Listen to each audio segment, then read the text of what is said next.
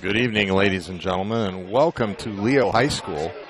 Excuse me. Leo High School football. Leo High School football on AllenCountyVoice.com. We're at New Haven High School in the comfy confines of the press box. I got ESPN radio to my right, and I got a New Haven radio to my left, and we're nice and comfy up here. I'm out on the front porch here, if you will. Got the porch light on, getting ready for Halloween. Going to give out some candy in a week, huh, Steve? Absolutely. We got a great matchup here for you tonight, folks. We have by the way, the production truck needs to know that we have a little bit of audio issue. The intro did not play, Steve, by the way. I didn't hear it, so I take your word for it. So we will be coming to you. We are here live for some great high school football action. We hope you enjoy this matchup between two teams. 8-1 New Haven Bulldogs hosting the 7-2 Leo Lions. A rematch from an earlier game in this season that was played at Leo that, Steve, you and I got to call. Yeah, I believe it was week 4, Paul. Leo had a double-digit lead, got out real hot real early, squandered that lead, and wound up giving up a 4th and 29 play, a huge play that led to a first down, then an eventual touchdown.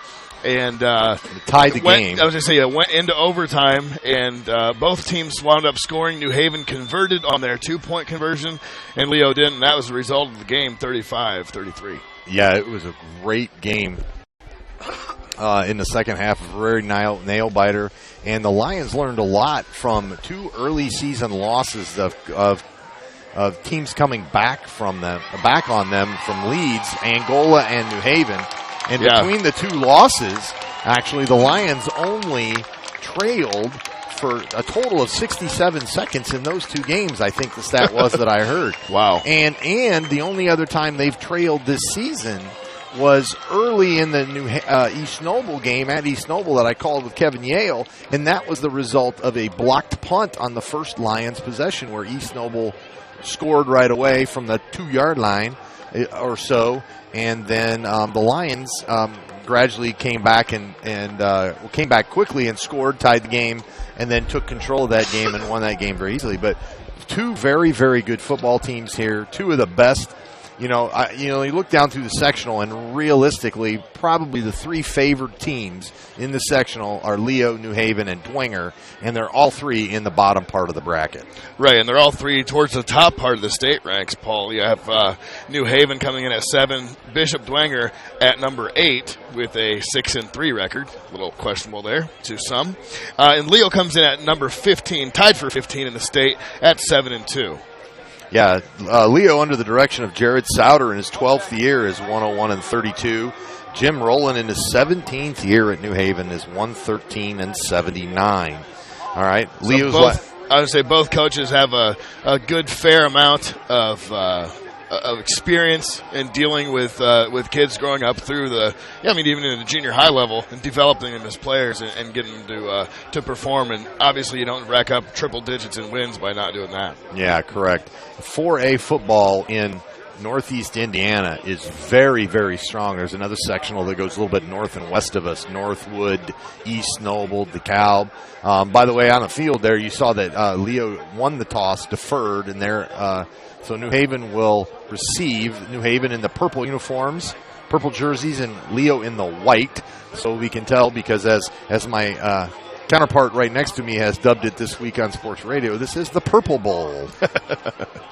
So since the New Haven Bulldogs will receive the opening kickoff, the offensive starters for New Haven: number 5, Davion Harris, a 6'1" senior wide receiver; number 4, Kentrell Thomas, a 6-foot junior wide receiver at the slot position; number 14, James Garner; and number 13, Zell Banks. We remember that name, Zell Banks, a lot from the first game. Absolutely. And at quarterback, Tim Jordan. Tim Jordan was the one that came in the second half against Lions and just went nuts and had probably the game of his season. At running back is number 6, Stephen Owens, who, man, he can turn it on. He's got some real speed to him. Yeah, that's the thing about this New Haven offense, and not only the offense, obviously the kick return team, as Zell Banks and Jamar Hutchins are going back deep.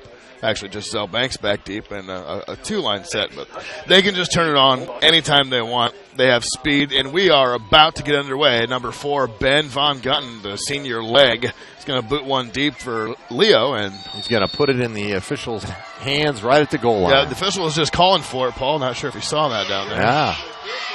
BVG with a deep corner kick. It's going to be deep in the end zone, 3 yards deep, and the Bulldogs will take over at the 20-yard line. The big dogs up front. Big dogs. I didn't even catch. I know what I was saying. The big dogs up front. The New Haven Bulldogs. Number 50, Josh Grigsby at tackle. 71, Luke Watson at center. 78, Colton Parker. 58 of the guard spots are Cameron Napier and Jeffrey Johnson. And they go 226, 275, 320, 255, and 344. There's some meat on them bones. There's some meat, man. They like their wings night, don't they? Nonetheless, we have number 5, Davion Harris, quarterback. Excuse me, not quarterback. I'm looking through a screen up here. A little dump pass to the outside. And that is something that we saw New Haven just absolutely abuse, was the cushion. And, you know, darned if you do, darned if you don't, Paul. Yeah. So much speed, you got to give them some room so you don't get beat. But if you give them that room, they can catch it and beat you anyway. And it just so happens that was Davion Harris on the catch. Yeah, you're going to have to help me a little bit with numbers. This screen is obstructing. It's hard to see through this screen in the window that I'm at. Yeah, hand off to Owens up the middle. Tilt that down a little bit. He gets 3. Suppose you don't really need it until down. Suppose you don't really need it until the old commercials come around or what have you. Gavin Heber brought down. Gavin Heber, our own beef up front. Brought him down there, yeah. At 6 foot 320. By the way, Gavin Heber is a golfer. Plays for my golf. And then the other guy up front in the middle for them is number 42, Jaden Elwood. A lot smaller, but he's definitely a lot quicker. Tim Jordan shotgun this time. He's going to drop back. A little quick out to number 5. Harris, Davion Harris. Davion Harris again. So yeah, this is we're going to see a lot of this. Yep, we're going to see a lot of this. And they came back and they moved down the field 90. It was like 95 yards, wasn't it? It was something atrocious like that. If you're at the 4th and 29. But you know, you make them throw the short passes of 7. It's 3rd and short. 3rd and 2, 11 minutes left. Up the middle, he's going to get it by about 6 inches. So had enough. Down. Nice hard run that time. That was Stephen Owens on the carry, and that's good enough for a Bulldog first down. If anybody is watching out there, please give us a text or a message so we know we're okay. I haven't heard back from Boss Man yet, so usually my dad is the production guy for us. Jordan back to throw. Pressure. Escapes the pressure and takes off running. Hit hard at the 45-yard line and gets another yard or 2 after that. It's going to be a gain of 7. It's going to bring up 2nd and 3. Yeah, G.T. Baker did a good job of coming up that time, Paul, along with Jack Hurston on the play. So, and I want to take a brief moment to extend a huge shout-out of thanks and gratitude to the fine people at Grable Insurance for allowing this broadcast, literally allowing this broadcast to happen. Explain more after this play. Jet sweep to the left. Oh, he found a hole. Cuts it outside. One man to beat. And pushed out of bounds by number 5 for Leo. That's Peyton Wall coming across from the outside, but that's just a little jet sweep. You know, at Leo, we call that the Trenton Bonner Special. Right. Yeah, and that time it was Zell Banks. Who New Haven did a great job of blocking it that time. And blocking for him that time. Yeah, and Banks did a good job of reading where, waiting for blocks to get set up and reading it and taking off. So the New Haven Bulldogs are moving down the field. They got 1st and 10 at the 23-yard line. So just under 10 minutes to go. Hands off to Owens up the middle. Tackled there by Gavin Heber, but he's going to gain about 3, maybe. They're going to give him 4 yards on the play, 2nd and 6. Yeah, nearly 5 there, Paul. And they're going to call it 2nd and 5 nonetheless on the scoreboard there. And we're calling it 2nd and 6. And the scoreboard that we're calling is the Grable Insurance scoreboard. The Grable Insurance scoreboard, the Grable Insurance halftime show, the Grable Insurance postgame show. And if you missed it, over the middle, almost picked off. Jason Gauze just outside of his reach. Yeah. And intended for number 14, Gardner, but couldn't quite get it. James Gardner again that time had a step to the inside, and the throw was a little bit behind there from Jordan. I tell you what, if he would have, if that pass had been a little lower, Gauze was thinking 90-yard return. Right. So, indeed. But 3rd and 6. Shotgun formation. All right. Looking left the whole way. Going to the corner route. Oh, and a nice hit that time. The ball was knocked away as he got turned around. That was Grahovic with the hit there. That was Colton Grahovic just came in and laid some wood there, Paul. A lot of the defensive coverage for the Lions is they go man under and they give him a cushion, and then Grahovic is the free safety, and he plays over the top in a little bit of zone and looks for those deeper routes and to help on anything crossing. As we saw in the first game, the kicking game is not the strongest for New Haven. So as they went for 2 in overtime, and we saw them get an extra point missed that would have won the game at the end of regulation. Right. And so not surprising here at this point in the field position, they go for it on 4th down. Jordan rolling to his left, looking to throw. He's got a man wide open there at the 10. Move on the inside. That's Inside Banks the 5, down to about the 4-yard line. I think we're going to call it the 3, 1st and goal. But as you may have seen, anybody who tuned in last week toward the end of the game against DeKalb, myself and KJ had the call there from Waterloo there. That would have and was slated to be our last broadcast of the season, as fate would have it. Grable Insurance right side, up, and he trucks over. He absolutely Peyton runs Wall. over Peyton Wall, and that's a New Haven touchdown. And that gives them the lead of 6-0 on the opening drive, and that's a nice statement there by the New Haven Bulldogs. Absolutely everything you wanted to see happen on an 80-yard drive that chewed up the better part of 6 minutes. All right, now we'll see what the kicking game looks like here. Snap, kick. That's good. Sorry about that. It definitely was good, folks. All right, and the New Haven Bulldogs lead 7-0 with 9 minutes, just under 9 minutes left to go in the first half. We're going to try and play a message from one of our sponsors. We'll be right back.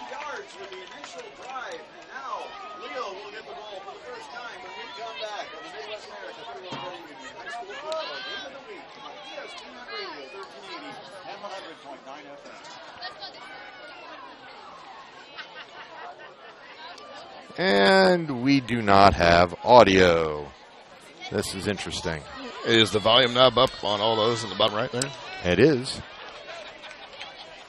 It is. So. Yeah, push the AB button there up the top right. Production truck. Oh, I know. I think. We'll get it working here soon enough, folks. But yeah. I can tell you one thing. That Grable Insurance wants to provide you the protection from the unfortunate things that can and often do happen. Visit Grable Insurance at their office, Pony Run Express, or Pony Express Run, and there's some words, and they go for an onside. It gets through, and the hands team, I missed it. All right, we have the button issue figured out. There we go. Technical solved. Blame the truck. Jim in the truck. Jim in the production truck. God rest your soul, Jim. So an amen. So an attempted onside there, and it got through the wickets of the first one, was able to be recovered by Leo, and now Leo is in business with some pretty solid field position here at the 40-yard line. And not a bad call, because as we've seen all season, nobody wants to kick to Trenton Bonner and Colton Grahovic back deep. This is true. A.J. Restivo under center. We have Alex Wortman, and toss to Wortman. Good block to the outside, cuts it in. And keeps on trucking. You know, and for a running back, his last name is perfect because he is almost perfect. It's Wortman, but he is a work man in the backfield. Not the O-R-K. But it makes it sound like he works his butt off. He runs over people, runs through people, runs around people. He's not afraid of contact, and man, his effort is always good. So I'd be surprised if he gets a lot of carries tonight. I wouldn't be surprised at all if he gets a lot of carries. But Restivo's got a good arm on himself. He can throw it deep. He got good receivers. Wortman again cuts it back, hits it. And, man, he just keeps working, and he turns nothing into a 2-yard gain, and it's going to bring up 3rd and 2. And just kept going. So, receivers. 3rd down and 2. You were saying, I'm sorry. I was just going to get into the receiving core for the Lions, and I lost my page. That's Colton Grahovic. Colton Grahovic down here. Jason Gauze and Trenton Bonner top. Bonner on the slide. Berkeley Yoder is usually our wingback. Restivo drops back, looking downfield. Flushed out pressure. of the pocket. Tries to throw it back to Grahovic. And Grahovic was the intended receiver. The Bulldogs wanting a little bit of a intentional grounding. Intentional grounding, thank you. Kind of spaced it. But it's going to bring up 4th down, and here comes BVG. Ben Von Gutten to punt it away. And going back deep is going to be Zell Banks, the speedster. He can turn it on any time. He's going to be going back deep for the Bulldogs, awaiting the punt of Ben Von Gutten. Now, punting is BVG is a good punter. Oh, he's turned over some 60-yarders. But he is definitely a much better place kicker. Snap is okay. 32, that was not BVG punting. A good job into the I take that territory. Back. Punting for the Lions tonight that was Carson McCauley. Carson McCauley, the backup kicker.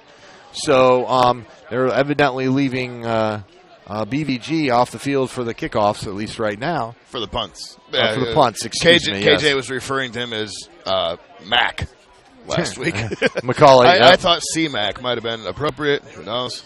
We have enough time before he's the starter next year, as he is just a freshman. And he's see him in warm-ups out there, Paul. He can hang with Ben Von Gutten up to about 40, 45 yards or longer-ish. Yeah. So, he's going to be it's similar comparison to what BVG was as a freshman, too. Aside from the south foot. Yeah, left footer. There's a pitch to Owens. Strung out nicely by the Lions, and they stuff him, and no gain right there at the 10-yard line. Host of Lions. A pride of Lions. Pride of Lions. I'd say Ty Castellano and G.T. Baker in there on the tackle. So they're going to give him a gain of 1, so we're going to call it 2nd and 9. Just under 7 minutes here. Again from New Haven, Indiana. Refocus camera here. All right. First time on camera all year, folks. Bear with me. Quick out to the outside, and he nice is met coverage and there by is that Jason Gauze? I think that's number Jack 2. Hurston. Jack Hurston, number 8. I was waiting for him to turn. He still hasn't turned. Just turn. That is Jason Gauze. Well played that time on the outside as they look for a quick screen. That's what they look for with these DBs playing off, is they've given the 4 or 5 yard cushion, and then when they make that throw, the DBs need to come up and make the tackle. Yeah. When they do that, it's okay. Yeah, here we see it again. I'm sorry. Here we see it again, 3rd and 5. Quick roll out.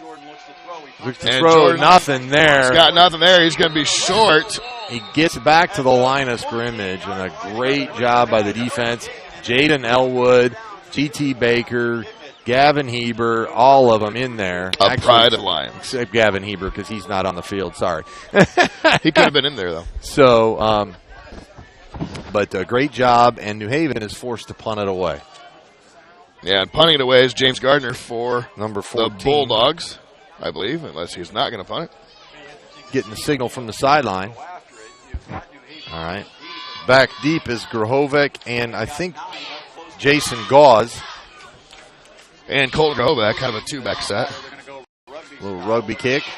Grahovic's going to field at about the 46, and then momentum takes him out of bounds, and the Lions will take over just short of midfield. Yeah, rugby-style kick definitely worked out there. Nice kick by Gardner there, and it backs up Leo a little bit of what could have been pretty good field position as Leo stopped him. Yeah, about a 40-yard punt. Indeed. So the Lions will take over in their own territory at the 46. A great defensive stop there. And now the Lions need to get something going on the offensive end. So trading possessions there.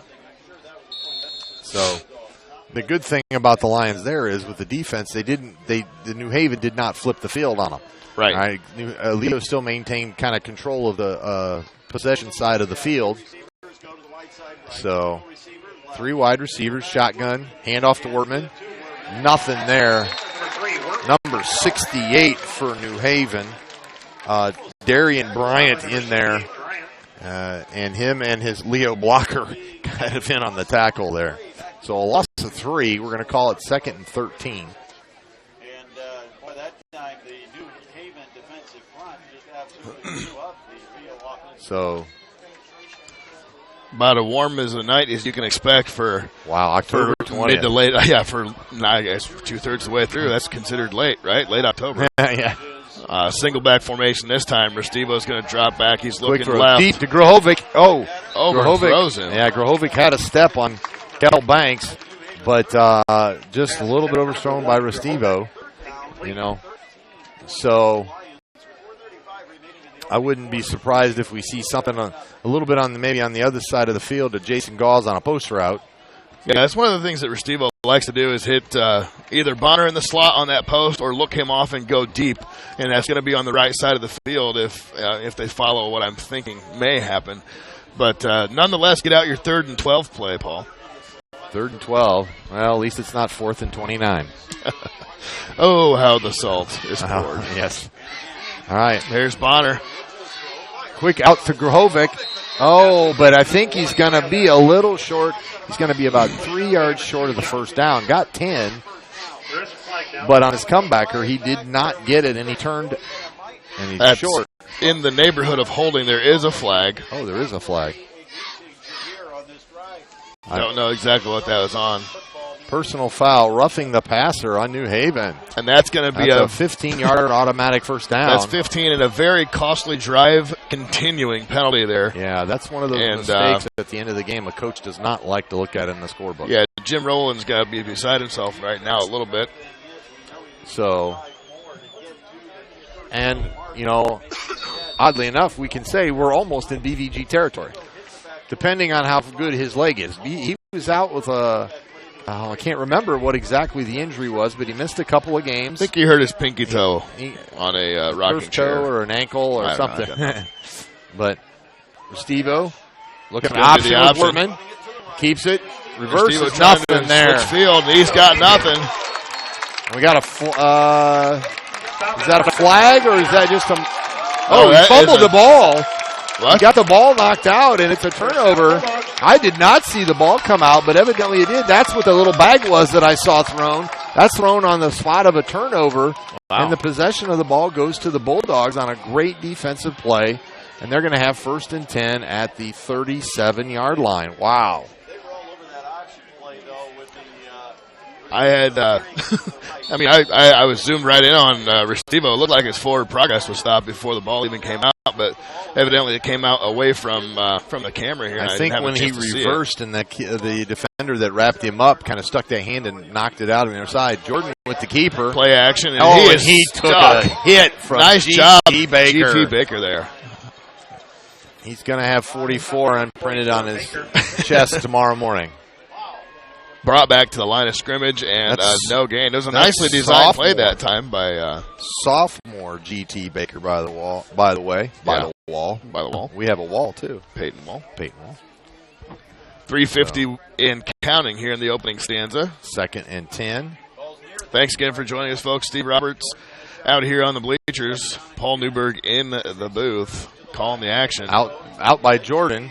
Diving attempt. Gardner has the catch. Going to be a gain of about 4. It's going to be 3rd and 6. Excuse me. Number 17, Livingston. Getting caught with a case of the cameras here. It's difficult looking through a 2.5-inch diagonal screen viewfinder, trying to keep everything in focus and not actually watch the game that you so love to watch. So I have verification. Bear with me, folks. I have verification that we are on. I have a message from Fort Wayne, and I have a message from all the way fumbled snap, but North Carolina. North Carolina. North Carolina. Where at? Cary, North Carolina. Is that even Thanks, a real Finney. place? That is a real place. Okay. That is a real place. Yes. Right. I will take your word for it.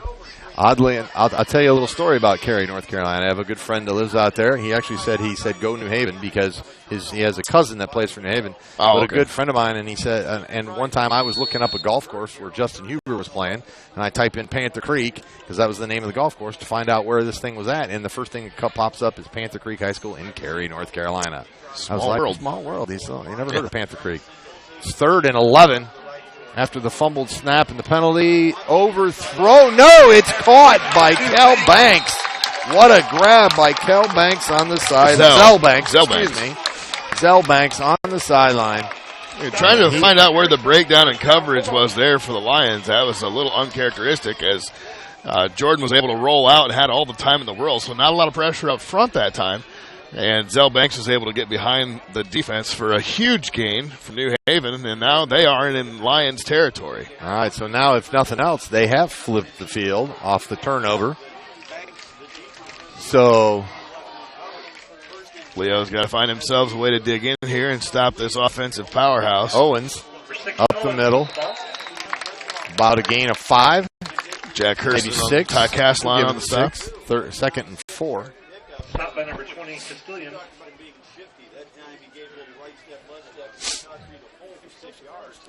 So 2nd and 4. We got 2:24 left here to go in the first quarter. At least this isn't one of our 4-hour football games. Right. Yeah, Stephen Owens, though, that last run, just straight up power. And here's Owens Trap again. play. Reads the block, waits for it, gets the first down. A gain of about 8, all the way down to the 25-yard line. Stopped by number 8, Kirsten. First down, Bulldogs. So first down for New Haven at the 25-yard line. Yeah, and they are rolling early in the first. Got a touchdown on the board on the opening drive of 80 yards. And looking to knock on the door again. Quick pass over the middle of Gardner. Here's Gardner. Grove Makes one miss, makes two He miss. breaks 2 back. Oh, my down land. Look at inside that the guy. 5. And a bunch of missed tackles by the Lions. Wow. And a great run by Gardner. And he's inside the 5 to the 3 to the 2-yard line. First and goal. Wow. He made about 3 guys miss him after he made the initial catch. Yeah, and then he got hit and kept going. Now Gardner's lined out to the left. You might want to look for Jordan for a little fade out that way. We'll see what happens. Hand off to Owens on the outside. He's going to go in. He's going to go in. Easy touchdown there. And New Haven blocking. New Haven jumps out to an early lead of 13-0 against the Lions. Well, all we can say as Leo announcers is that we hope the opposite happens as to what happened in the first game. Right. But there is a lot of football left. Well, the this Lions is actually, can't score. I mean, if we're being honest, this is the opposite of what happened in the first game. Leo got out to a double-digit lead early, and then New Haven was the ones to come back. And that one is blocked. And the kicking woes are there for New Haven. Extra point was blocked, bringing the score So, to Bulldogs 13. Leo Lyon. but we've got a moment here. We're going to hear from one of our sponsors and the big sponsor of the night, and we say thank you to Grable Insurance. At Grable Insurance, their most important job is to make sure you leave with the best coverage you can afford. They want to provide you protection from the unfortunate things that can and often do happen. The cheapest insurance is often not the best. Visit online at GrableInsurance.com or stop by the office on Pony Express Run, next door to the Leo Post Office, and talk to any of the friendly agents that would be happy to help you. Grable Insurance is a proud sponsor of high school athletics. All right, and we're back here at New Haven High School. Wow, we got a 13-0 New Haven lead. They've jumped out on the Lions. The Lions finally got something going offensively, had a fumble, and then New Haven took it right down the field. Leo defense had them at 3rd and 11 and gave up a big play down the sideline to Zell Banks. That was the key play of that drive. Yeah, it really obviously is what kept that one going, and Leo not able to do much with James Gardner. Oh, and he flat out whiffed the kick. That was a negative kick. Wow. He barely got it, just the side of his foot, and it had such spin on it that it went backwards 10 yards. That was hard to see, folks, but that was a live ball. Never in the history of football have I ever seen a negative yardage kickoff. There's a lot of flabbergasted faces up here in the booth amongst these announcers. Wow. And apologies for not getting the best of shots right there, folks. Wow. I was expecting the ball to advance forward down the field. Right. You're moving the camera ready for it to go, and wow. But nonetheless, Leo's going to get Leo's going to get the best field position so far that they've started with at the New Haven 30-yard line. 1st and 10. Dawes out wide. Grahovic down the line. Restivo's going to drop back. Grahovic. He's got Grahovic. 10-yard gain, gains 5 more after contact. And we got a flag. I bet that's a face mask. So that's probably going to go half the distance, Paul. They're calling from the face mask at the 15-yard line, which would put it down inside the 10. Inside the 8, yeah. Inside the 8 would be 1st and goal. Face mask. And now they could call a 5-yard version because there is that in high school. Touche. 15. So where are they going to put it at? They're calling the 5-yard version. So that's going to put it at the 10-yard line, but it's 1st and goal for the Lions. It was just a great job up front by Leo that time, giving Restivo a little bit of time to pass, and Colton Grahovic, one of the best route runners, on the team, let alone the NE8. Yes. Restivo best. Bonner on the jet sweep, Bonner trying to get to the outside. Does, and skids out of bounds. He gets the gain maybe of gain 1. 2. Yeah, 1 They're or 2. going to mark him out at the 9. A good job there. Somebody trying to go low. So. And here come the Lions. 2nd down, goal to go. At the 9 yards to pay dirt. We got 1:10 left to go in the first quarter. Again, thank you, everyone who is joining us right now, live or on replay on YouTube. Steve Roberts. Hey, we got Grahovic, single man coverage down at the bottom of the screen. I wouldn't be surprised if we see some kind of fade route or post route to him. He's going fade to the corner. Going to the corner. He's got him. Did he? Oh, just a little bit overthrown. The diving outstretched arms by Grahovic. He got a fingertip on it, but he could not bring it in. That was a good play. I mean, you could see that set up. They had trips down here. All the coverage came to the trip side. Left man coverage on the other side. Grahovic did a really good job of getting around his defender. And Restivo, that was a good ball. Yeah, and they like to do that, Paul. They do a quick little deke over to the left, kind of to isolate the 3 defenders on the left, and just throw the fade out there to Grahovic, as you mentioned. 4 wide receivers. Third Restivo. goal at the 9. Restivo looking to throw. He's got time. Oh, he's pushed. Rolls to his left, looking to throw. Fakes. Doesn't have anything in the open. He has to eat the ball back at the 12-yard line. 4th and goal at the 12. And a big stop by DeMario Robinson. Big kid, 5'11", 2 1/4. And he brought it that time, and Restivo is no small feat to take down. He did a great job that time. That was a coverage sack for sure. Restivo had time in the pocket initially, then got pressure, and he rolled. Still had more time to look, and he could not find anybody open. Yeah, absolutely a coverage sack. A good decision by him of not forcing a ball in there. It's still lots of time left in the game. You got BVG coming in here to kick 3. Looking at about a 28-yarder, and Von Gutten. Not line driver. No good. He hooked it left. Wow. Not what you would expect out of BVG, and the Lions come up empty after the definitely something you don't expect to see from botched BVG. kickoff. Yeah. So they came out, as you mentioned, pointless on a negative 10-yard. They had from the 30-yard line, rather. Got a first down and a big penalty, took him inside the goal, and the chip shot from BVG is probably the last thing you'd think he's ever going to miss. He usually kicks that ball, and it hits 469 out there.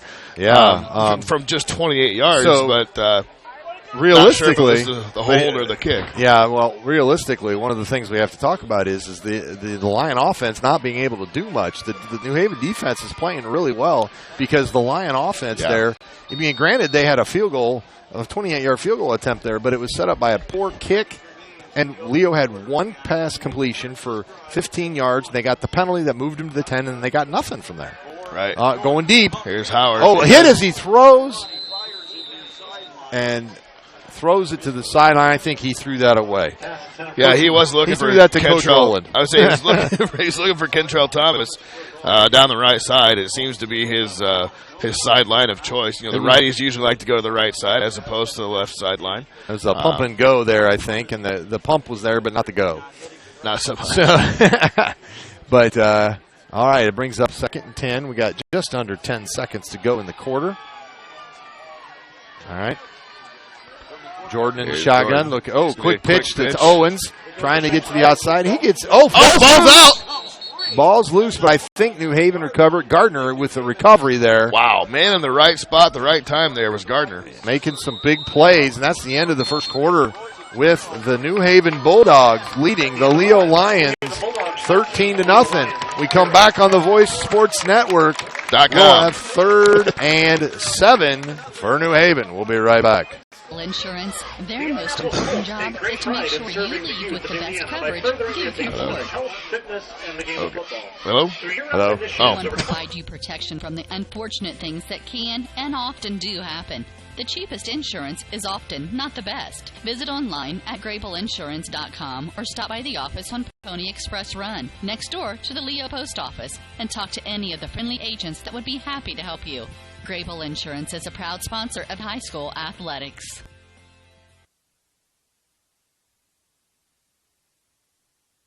We're back here at New Haven High School. And this is sectional number 20, I believe. One of the winner of this game will take on the winner of Bishop Dwenger and I lost it. I can't remember who Bishop Dwenger is playing tonight. We should probably have this all written down someplace, but I'll have to pull up Harold's here in a minute. We'll give you some briefing on the action. Oh, no, I have that right here. In the bottom half of the bracket, it's Leo at New Haven and Fort Wayne Southside at 1-8 at Fort Wayne Dwenger 6-3. Yeah, Southside did a little surprising last year of the Leo Lions. We were there for that game. Maybe they could do that again this year. Jordan on the out route, complete, I believe, for Thomas, but right at the sticks. I'm not sure they're going to mark it. They're going to have to measure this, I think. Well, he did signal to wind the clock as if he didn't give him the first down. So you can see there. You hear some of the Bulldog faithful in the background here. I'm sitting amongst it's 3rd, so loyal Bulldog fans. First down, Bulldogs.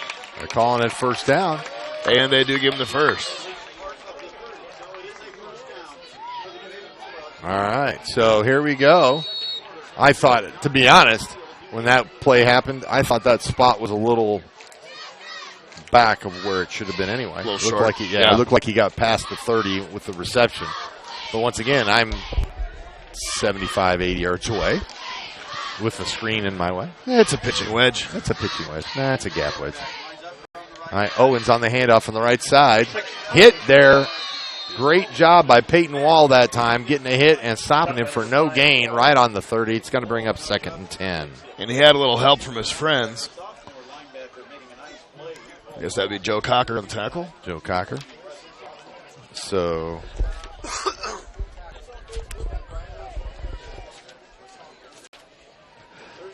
and now we have a 2nd and 10 from the 30.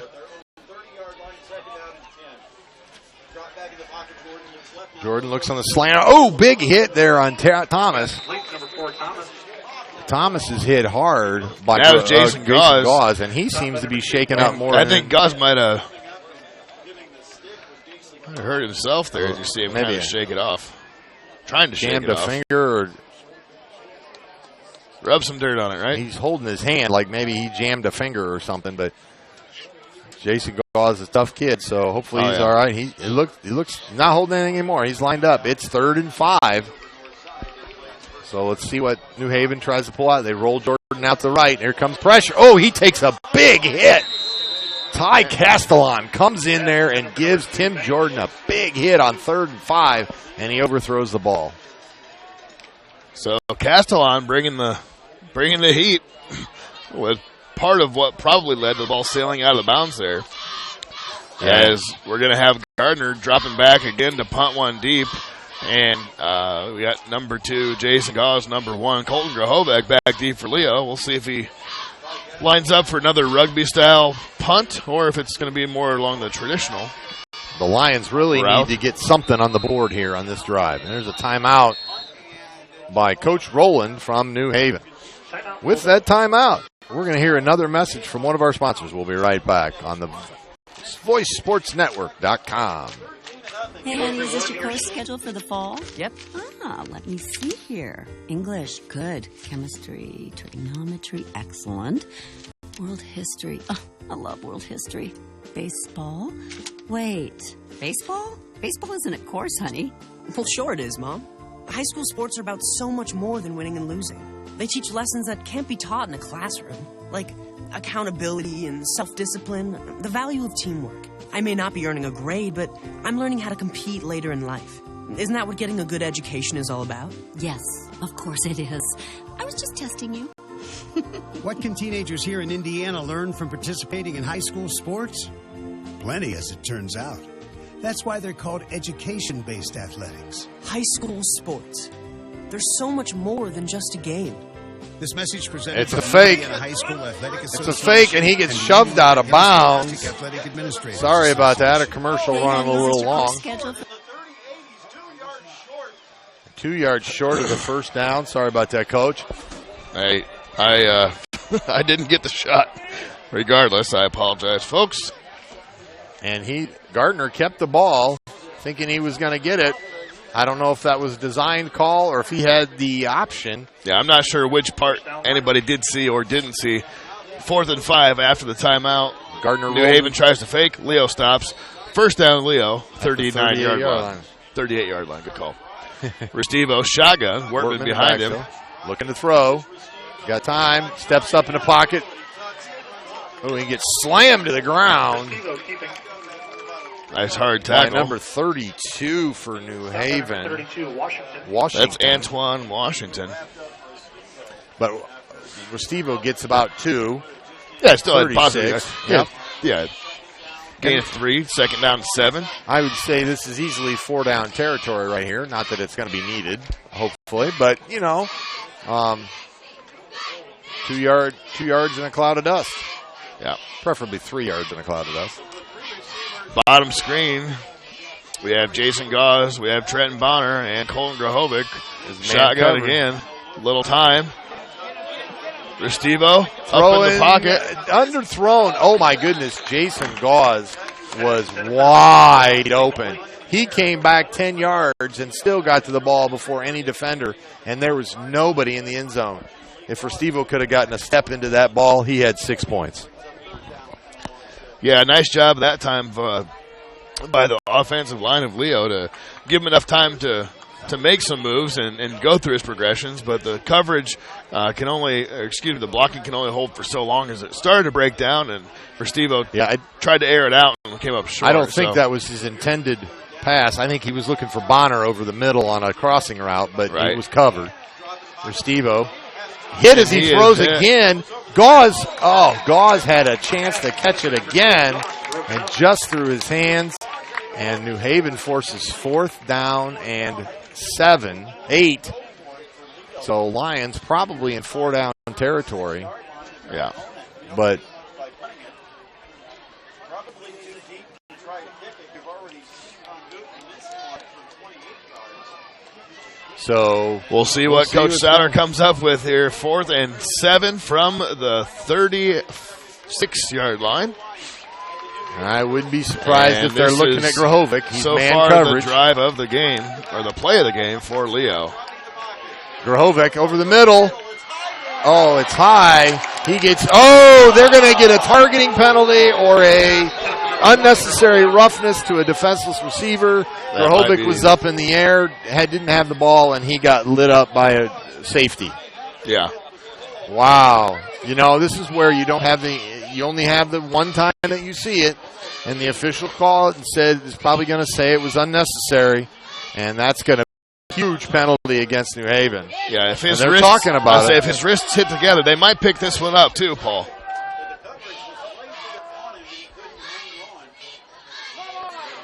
Personal foul. Wrists together. Blow Hit to the head. And You see where they're going to run it off to. So I heard an 4th and 7. I heard an interesting comment by our colleague next to me, Brent Rupp, and saying that if that was a personal foul blow to the head, or should that be an ejection? But they must have ruled that it was not. It's everybody still in the game, so that's not. But it's 1st and 10 for the Lions at the 20-yard line. And that was about the biggest thing that could, or one of the best things aside from a catch that could have happened to him. Wortman working it up the middle, gets about 2. It was 1st and 10 at the 21. He got about to the 19. So we're going to call it 2nd and 8. And Antoine Washington. Plenty of time left. Big here guy in the middle. Yeah, I'm sorry. Big guy in the middle goes 260. Got the pink socks there, as you can see on the screen. Supporting breast cancer awareness. So 2nd down, a long 9 rather. And Restivo shotgun again. Same set, single back. Restivo to throw. Across the middle, behind Bonner, or behind Gauze. He's just a wide open Gauze. Yes. I mean, that if that ball's on the money, he's probably got a touchdown, if not inside the 5-yard line. Yeah. Yeah, Restivo just seems to be, he's finding the open guy. He's making the right decision in terms of who he's throwing to, but he's just a little bit off target. The other two where Grohovic got hit and there was the penalty, it was a high throw. If he hits that down a little bit lower, maybe Grohovic catches that ball there anyway. Right. So it's 3rd and 9, and I still think it's probably 4-down territory for the Lions as they need to put some points on the board. Restivo to pass. Here comes a blitz. He gets hit, lets it go. Some hands in the back, but I think they're going to call that Grohovic actually slipped on his cut.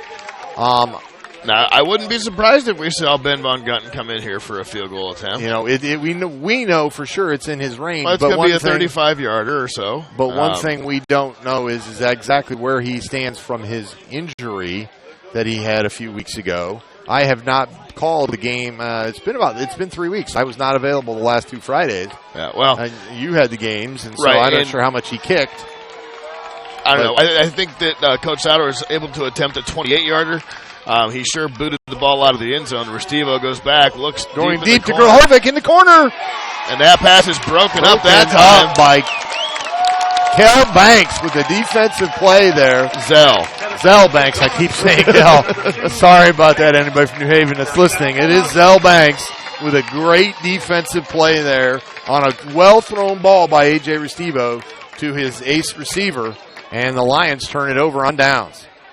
Yeah, it was just a great play all around. I mean, Leo gave them time to throw, had a pretty good throw on the money out there to Grohovic, and the great play by Banks to break it up and prevent what was easily a 1st down and potential touchdown if Grohovic was able to keep his feet and extend there. But that was all for naught. Doesn't happen. 8 minutes and 10 seconds left here in the 2nd quarter of action. Sectional number 20, IHSAA 4A action.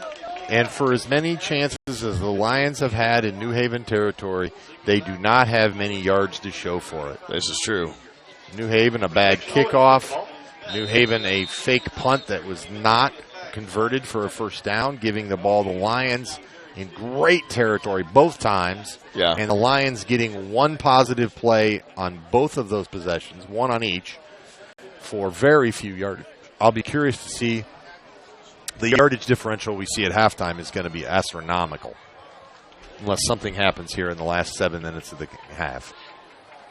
So the Lions defense holding their own now. Roll to his left, looking across the middle. He's got a receiver.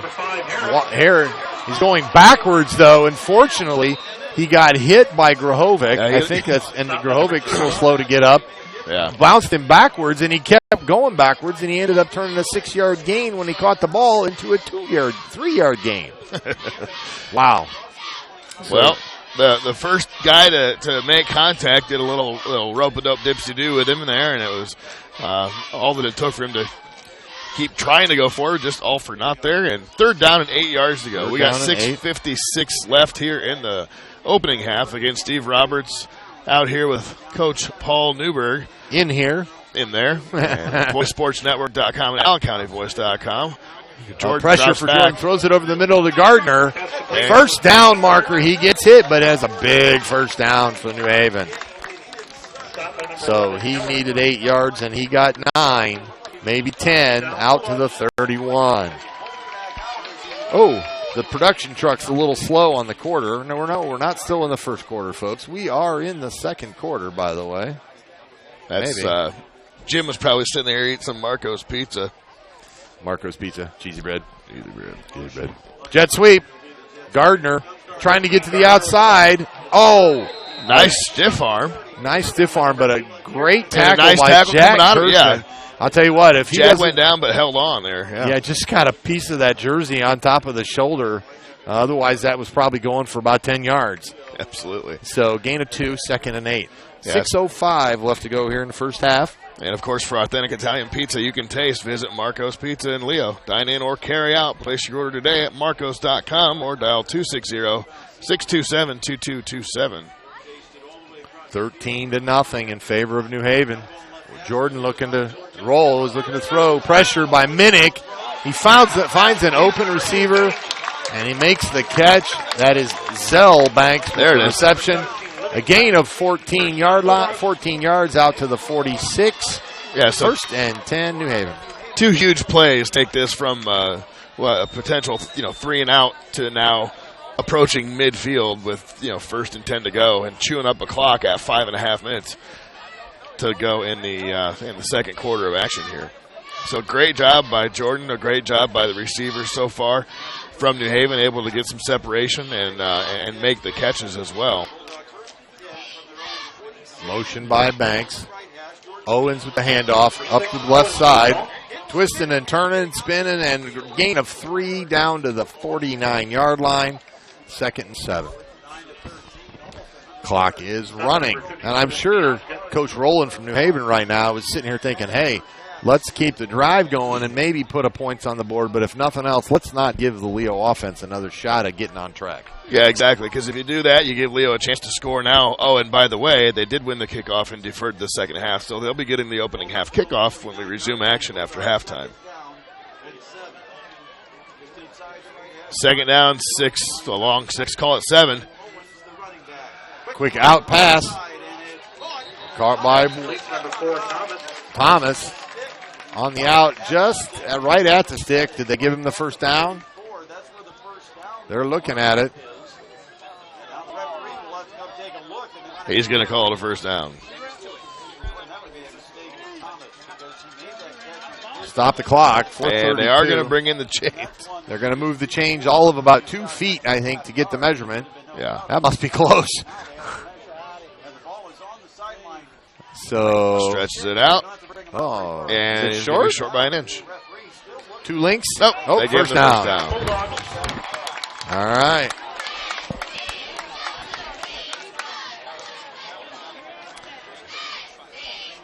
Right now. So big first down that time by Thomas. With a little toss out to the right side and was able to do more with it. That's what they dink and dunked us on that little short out route all second half of the first game, and that's only a couple of first plays in the first drive, but other than that, it hasn't been that.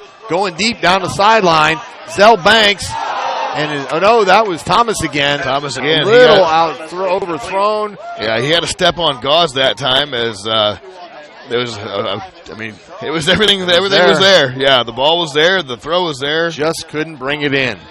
The catch also did not happen. So 2nd and 10. Which the Lions need to stop here. It's a good thing for Leo. Saves them a timeout and 4:15 on the clock here in the second quarter. So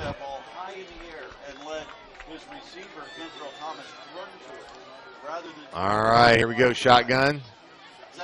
Little quick pitch to Owens to the outside to the right. He breaks a tackle at the line of scrimmage, and I couldn't tell who that was. Somebody was there, and he broke the tackle and goes 10 yards, and he gets the first down at the 31-yard line. Big run there by Owens. So New Haven is doing everything you want to do to a team in this first half of action. Running the ball, they're hitting hard on defense and getting good stops when they needed. And that was a big run that time by Owens. Handoff again. Nothing up the middle. There's only been a couple of times they've gotten anything up the middle. I mean, for the most part, except for that last run there, the Lions have done a good job of containing Owens. It's the other playmakers on the outside that they have not. Zell Banks has made a couple plays. Thomas has made a couple plays. And Gardner, I think, right now, the player of the game. Yeah, I mean, he's doing it all, right? I mean, he's back there punting the ball 45 yards. He's getting the big plays, the first downs, a quick pitch out to Owens again. And he runs. He's backfield there. Ran into his own guy. G.T. Baker. Yeah, G.T. Baker was there. Like I said, looked like the right guard, number 72, Jeffrey Johnson, got stood up that time by G.T. Baker. G.T. Baker, who, to be honest, I think was the one. Arlen Coleman there. We got a flag. Got a flag. I can't see it, but what are they calling here? G.T. Baker made that tackle on the same play that I think he missed the tackle on the one before that went for over 10 yards.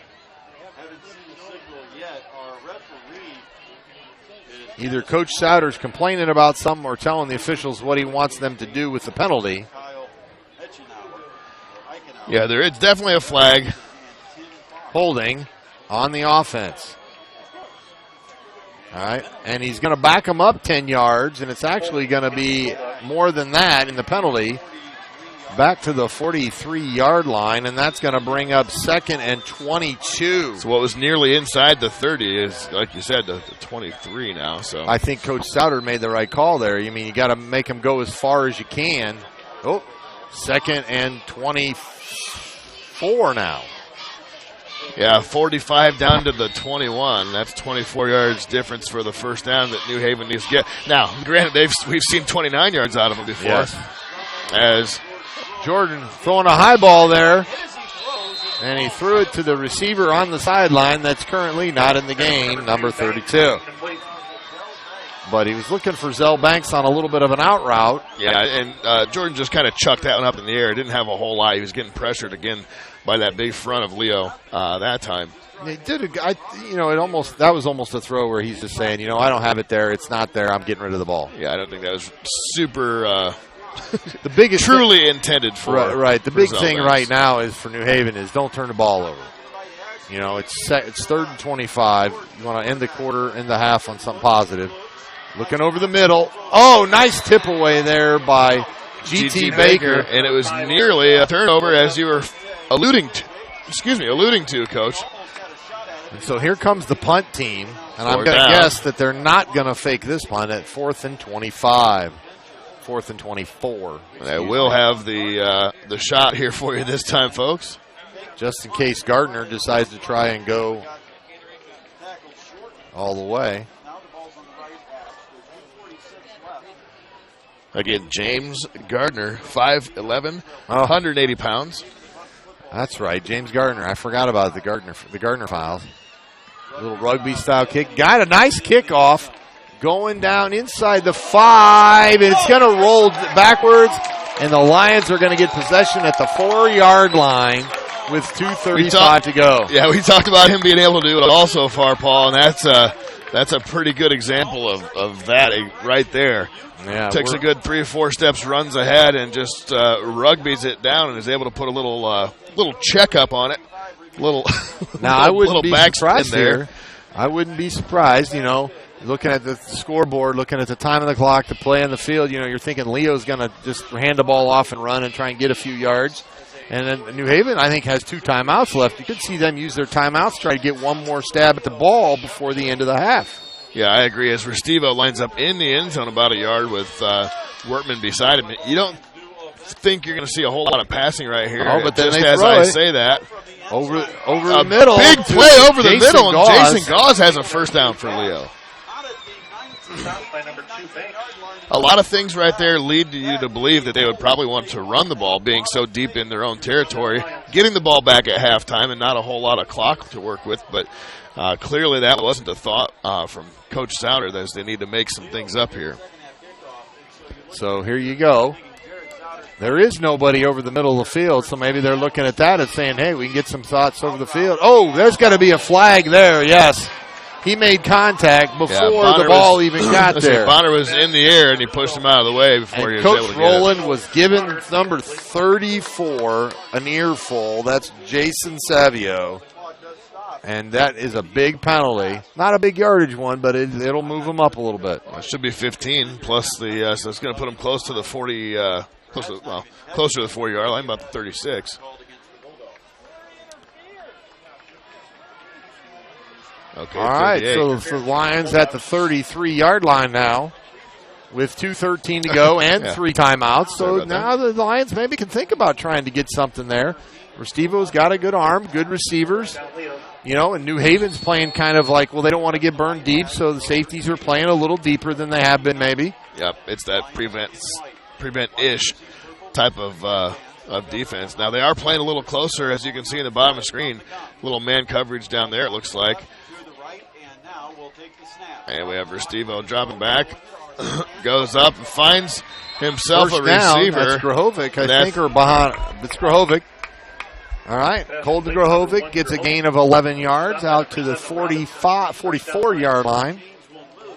The chains move, clock stops, no need for a timeout. Call a quick play, let's keep moving. And Leo's only called 1 timeout, so I believe they have 2 left. They're leaving the post route open for these inside receivers as they come off the ball. Handoff to Wertman, and he gains about 2. And a good defensive stop there by number 56, Trayon Boyd. And the clock continues to run. Minute 37 and counting, and Coach not using the timeout right now.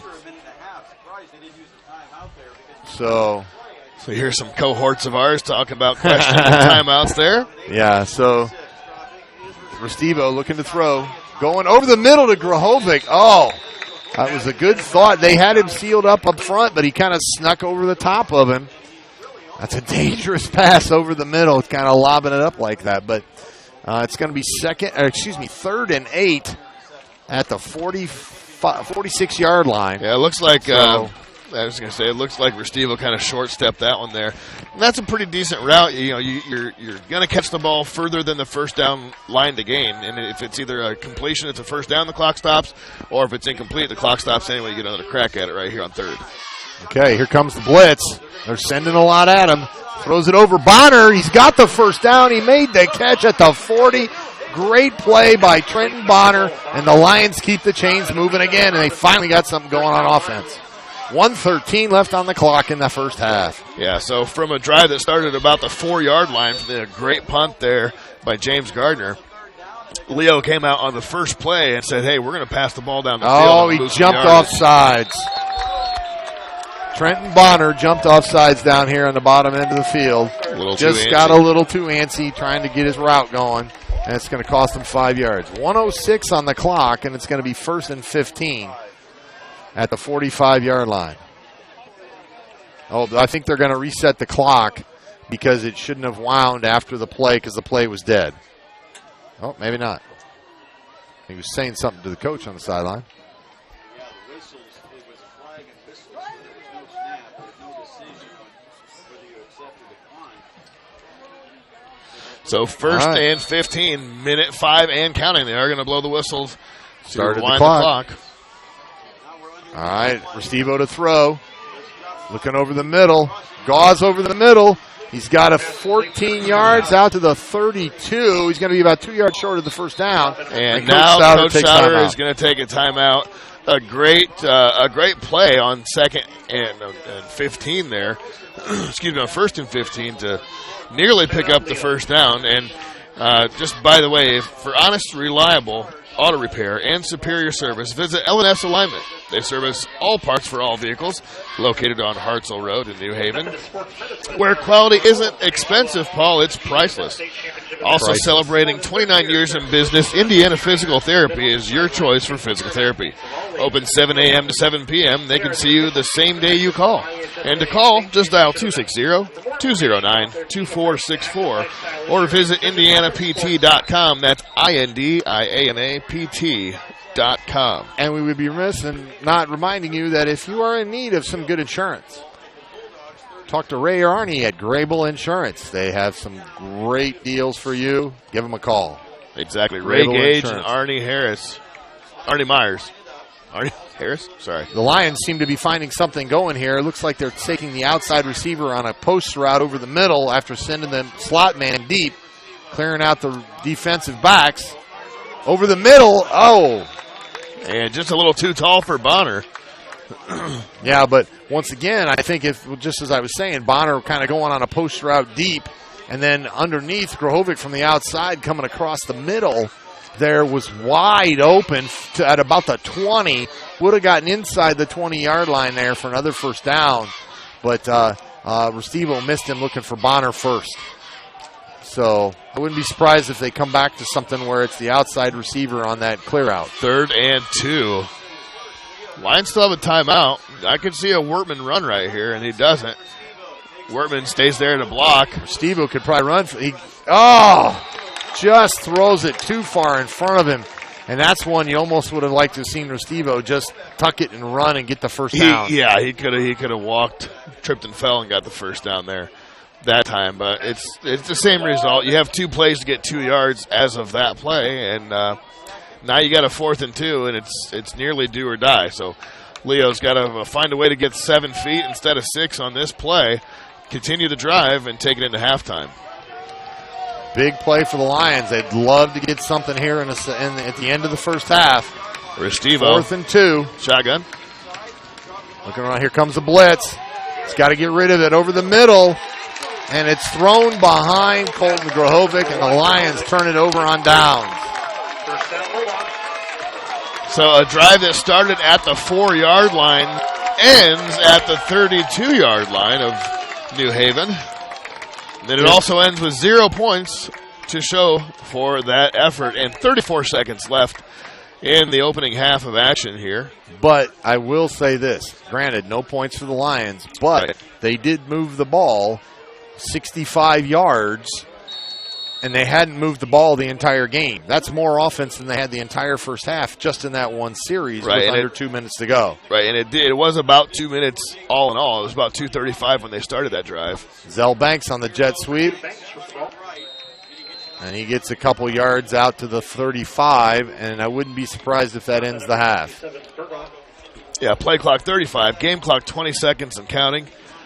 And they are going to take it into halftime. Or not, I don't know. So goes back out. The Lions can maybe drum up some excitement about their offense moving the ball. It's hard to go 94 yards for a touchdown, but they did go move at 65, and that will give them some confidence coming out, receiving the kickoff in the second half. At the half, New Haven Bulldogs 13 and the Leo Lions 0. We'll be right back. We'll be back in a little while after some messages from our sponsors with our Grable Insurance halftime show. We're here in New Haven, 13-0. For the fall? Yep. Let me see here. English, good. Chemistry, trigonometry, excellent. World history. Oh, I love world history. Baseball? Wait, baseball? Baseball isn't a course, honey. Well, sure it is, Mom. High school sports are about so much more than winning and losing. They teach lessons that can't be taught in a classroom, like accountability and self-discipline, the value of teamwork. I may not be earning a grade, but I'm learning how to compete later in life. Isn't that what getting a good education is all about? Yes, of course it is. I was just testing you. What can teenagers here in Indiana learn from participating in high school sports? Plenty, as it turns out. That's why they're called education-based athletics. High school sports. There's so much more than just a game. This message presented by the Indiana High School Athletic Association and the Indiana Interscholastic Athletic Administrators Association. Looking for future leaders we can believe in?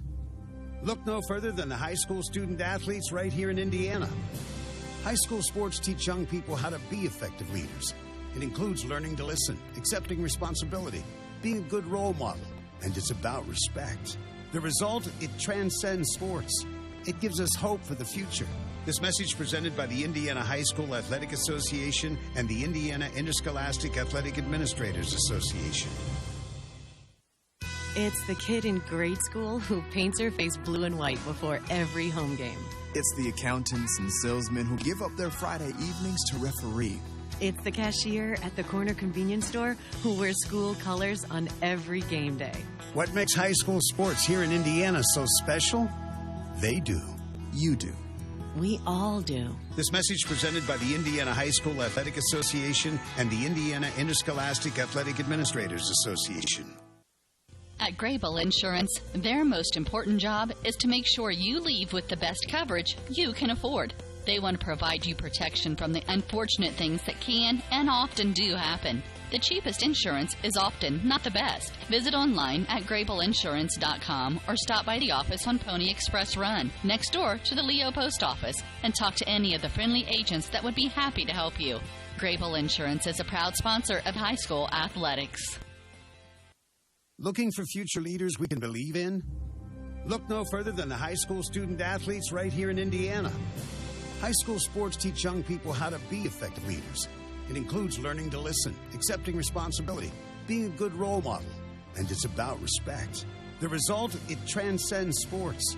It gives us hope for the future. This message presented by the Indiana High School Athletic Association and the Indiana Interscholastic Athletic Administrators Association. It's the kid in grade school who paints her face blue and white before every home game. It's the accountants and salesmen who give up their Friday evenings to referee. It's the cashier at the corner convenience store who wears school colors on every game day. What makes high school sports here in Indiana so special? They do. You do. We all do. This message presented by the Indiana High School Athletic Association and the Indiana Interscholastic Athletic Administrators Association. Indiana Physical Therapy is your choice in Northern Indiana. Just like filling a medication prescription from your doctors, you have the right to choose who provides your physical therapy, and IPT accepts all insurance coverage. With extended hours, we are open 7 a.m. to 7 p.m. and offer same-day appointments. We have 17 conveniently located clinics with 7 in Fort Wayne and 1 each in Angola, Auburn, Bluffton, Columbia City, Goshen, Huntington, Kendallville, New Haven, and Warsaw. Contact Indiana Physical Therapy to start your therapy today. We will get you back to work, play, and life. Celebrating 29 years in business, Indiana Physical Therapy is your choice for physical therapy. Call 260-209-2464 or visit indianapt.com.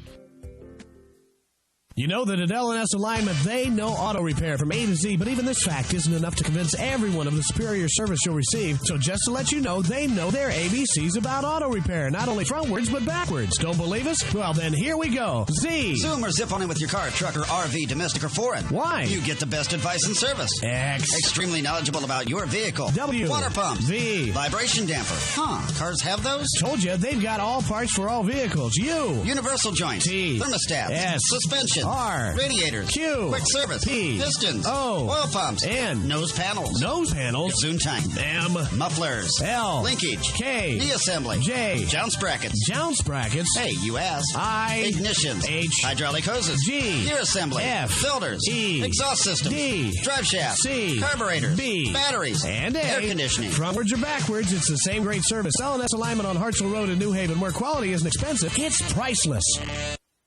At Grable Insurance, their most important job is to make sure you leave with the best coverage you can afford. They want to provide you protection from the unfortunate things that can and often do happen. The cheapest insurance is often not the best. Visit online at grableinsurance.com or stop by the office on Pony Express Run, next door to the Leo Post Office, and talk to any of the friendly agents that would be happy to help you. Grable Insurance is a proud sponsor of high school athletics. Looking for future leaders we can believe in? Look no further than the high school student athletes right here in Indiana. High school sports teach young people how to be effective leaders. It includes learning to listen, accepting responsibility, being a good role model, and it's about respect. The result, it transcends sports. It gives us hope for the future. This message presented by the Indiana High School Athletic Association and the Indiana Interscholastic Athletic Administrators Association. It's the kid in grade school who paints her face blue and white before every home game. It's the accountants and salesmen who give up their Friday evenings to referee. It's the cashier at the corner convenience store who wears school colors on every game day. What makes high school sports here in Indiana so special? They do. You do. We all do. This message presented by the Indiana High School Athletic Association and the Indiana Interscholastic Athletic Administrators Association. Indiana Physical Therapy is your choice in Northern Indiana. Just like filling a medication prescription from your doctors, you have the right to choose who provides your physical therapy, and IPT accepts all insurance coverage. With extended hours, we are open 7 a.m. to 7 p.m. and offer same-day appointments. We have 17 conveniently located clinics with 7 in Fort Wayne and 1 each in Angola, Auburn, Bluffton, Columbia City, Goshen, Huntington, Kendallville, New Haven, and Warsaw. Contact Indiana Physical Therapy to start your therapy today. We will get you back to work, play, and life. Celebrating 29 years in business, Indiana Physical Therapy is your choice for physical therapy. Call 260-209-2464 or visit indianapt.com. You know that at L&S Alignment, they know auto repair from A to Z, but even this fact isn't enough to convince everyone of the superior service you'll receive. So just to let you know, they know their ABCs about auto repair, not only frontwards, but backwards. Don't believe us? Well, then here we go. Z. Zoomer, zip on in with your car, truck, or RV, domestic or foreign. Why? You get the best advice and service. X. Extremely knowledgeable about your vehicle. W. Water pump. V. Vibration damper. Cars have those? Told you, they've got all parts for all vehicles. U. Universal joints. T. Thermostats. S. Suspension. R. Radiators. Q. Quick service. P. Pistons. O. Oil pumps. N. Nose panels. Nose panels. Zoom-time. M. Mufflers. L. Linkage. K. Knee assembly. J. Jounce brackets. Jounce brackets. Hey, you asked. I. Ignitions. H. Hydraulic hoses. G. Gear assembly. F. Filters. E. Exhaust systems. D. Drive shafts. C. Carburetors. B. Batteries. And A. Air conditioning. Frontwards or backwards, it's the same great service. L&S Alignment on Hartsville Road in New Haven, where quality isn't expensive, it's priceless. What will you find at Marco's Pizza in Leo? Dough made fresh every day, along with sauces and blended cheeses that are the foundation for robust meats and the freshest vegetables for authentic Italian pizza you can taste. Marco's Pizza, locally owned and operated for 12 years. They offer dine-in, delivery, or carry-out. But not only for pizza, they have subs, wings, salads, and more. Call 627-2227 or order online at marcos.com. That's 627-2227. Marco's Pizza in Leo. Authentic Italian pizza you can taste. At Grable Insurance, their most important job is to make sure you leave with the best coverage you can afford.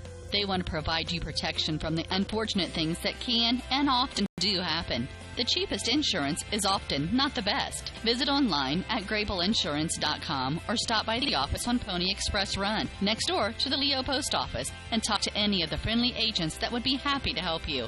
Grable Insurance is a proud sponsor of high school athletics. Looking for future leaders we can believe in? Look no further than the high school student athletes right here in Indiana. High school sports teach young people how to be effective leaders. It includes learning to listen, accepting responsibility, being a good role model, and it's about respect. The result, it transcends sports. It gives us hope for the future. This message presented by the Indiana High School Athletic Association and the Indiana Interscholastic Athletic Administrators Association. At Grable Insurance, their most important job is to make sure you leave with the best coverage you can afford. They want to provide you protection from the unfortunate things that can and often do happen. The cheapest insurance is often not the best. Visit online at grableinsurance.com or stop by the office on Pony Express Run, next door to the Leo Post Office, and talk to any of the friendly agents that would be happy to help you. Grable Insurance is a proud sponsor of high school athletics. Looking for future leaders we can believe in? Look no further than the high school student athletes right here in Indiana. High school sports teach young people how to be effective leaders. It includes learning to listen, accepting responsibility, being a good role model, and it's about respect. The result, it transcends sports. It gives us hope for the future. This message presented by the Indiana High School Athletic Association and the Indiana Interscholastic Athletic Administrators Association. It's the kid in grade school who paints her face blue and white before every home game. It's the accountants and salesmen who give up their Friday evenings to referee. It's the cashier at the corner convenience store who wears school colors on every game day. What makes high school sports here in Indiana so special? They do. You do. We all do. This message presented by the Indiana High School Athletic Association and the Indiana Interscholastic Athletic Administrators Association. Indiana Physical Therapy is your choice in Northern Indiana.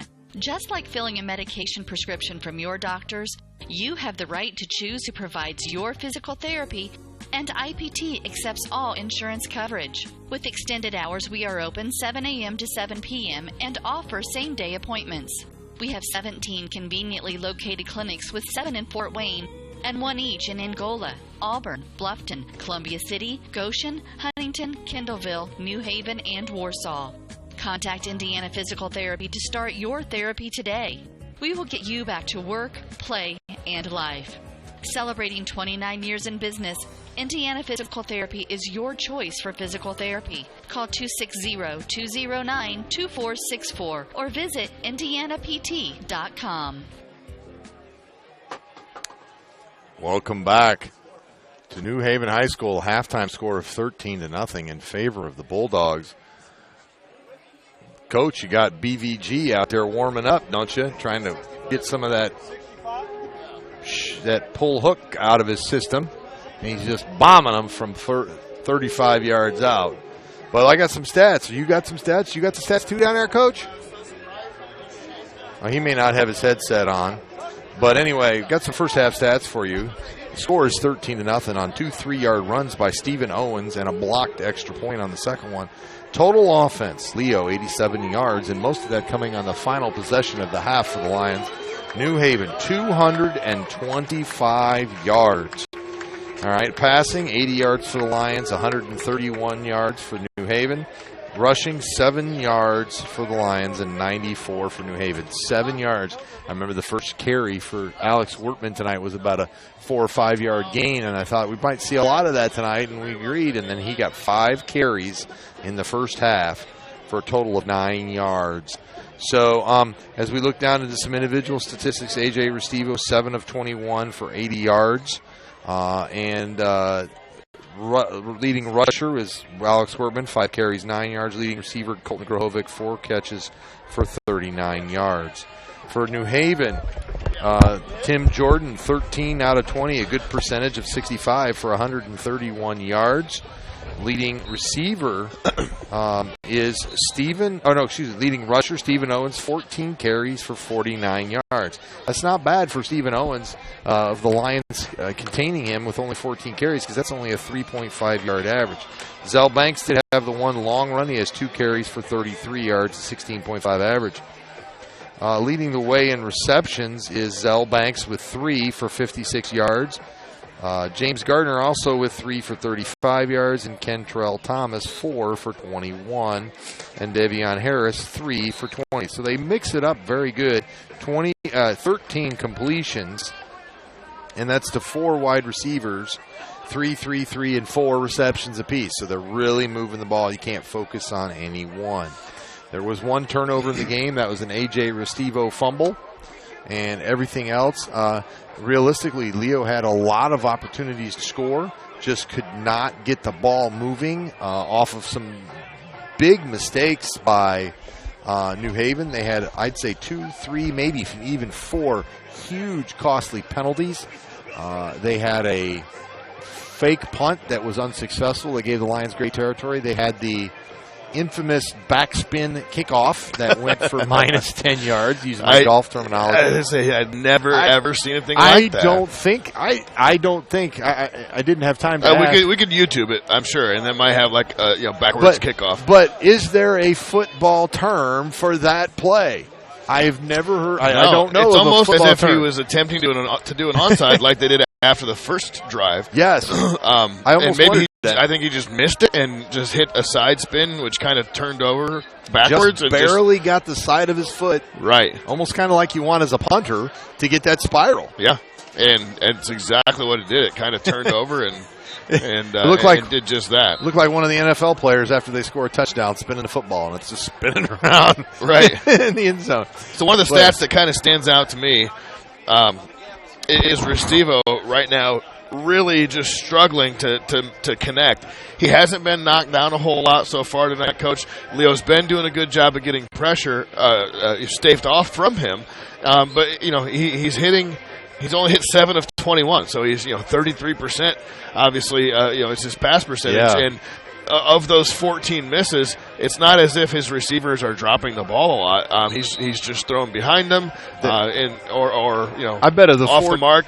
I'm not ragging on him by any means, but he's just struggling so far, and that's why they got a whole second half of football to play, and he can try to rectify that. That's where you sit and look at these NFL quarterbacks, and they say an NFL quarterback that's averaging 60% completion rate is not very good at completions.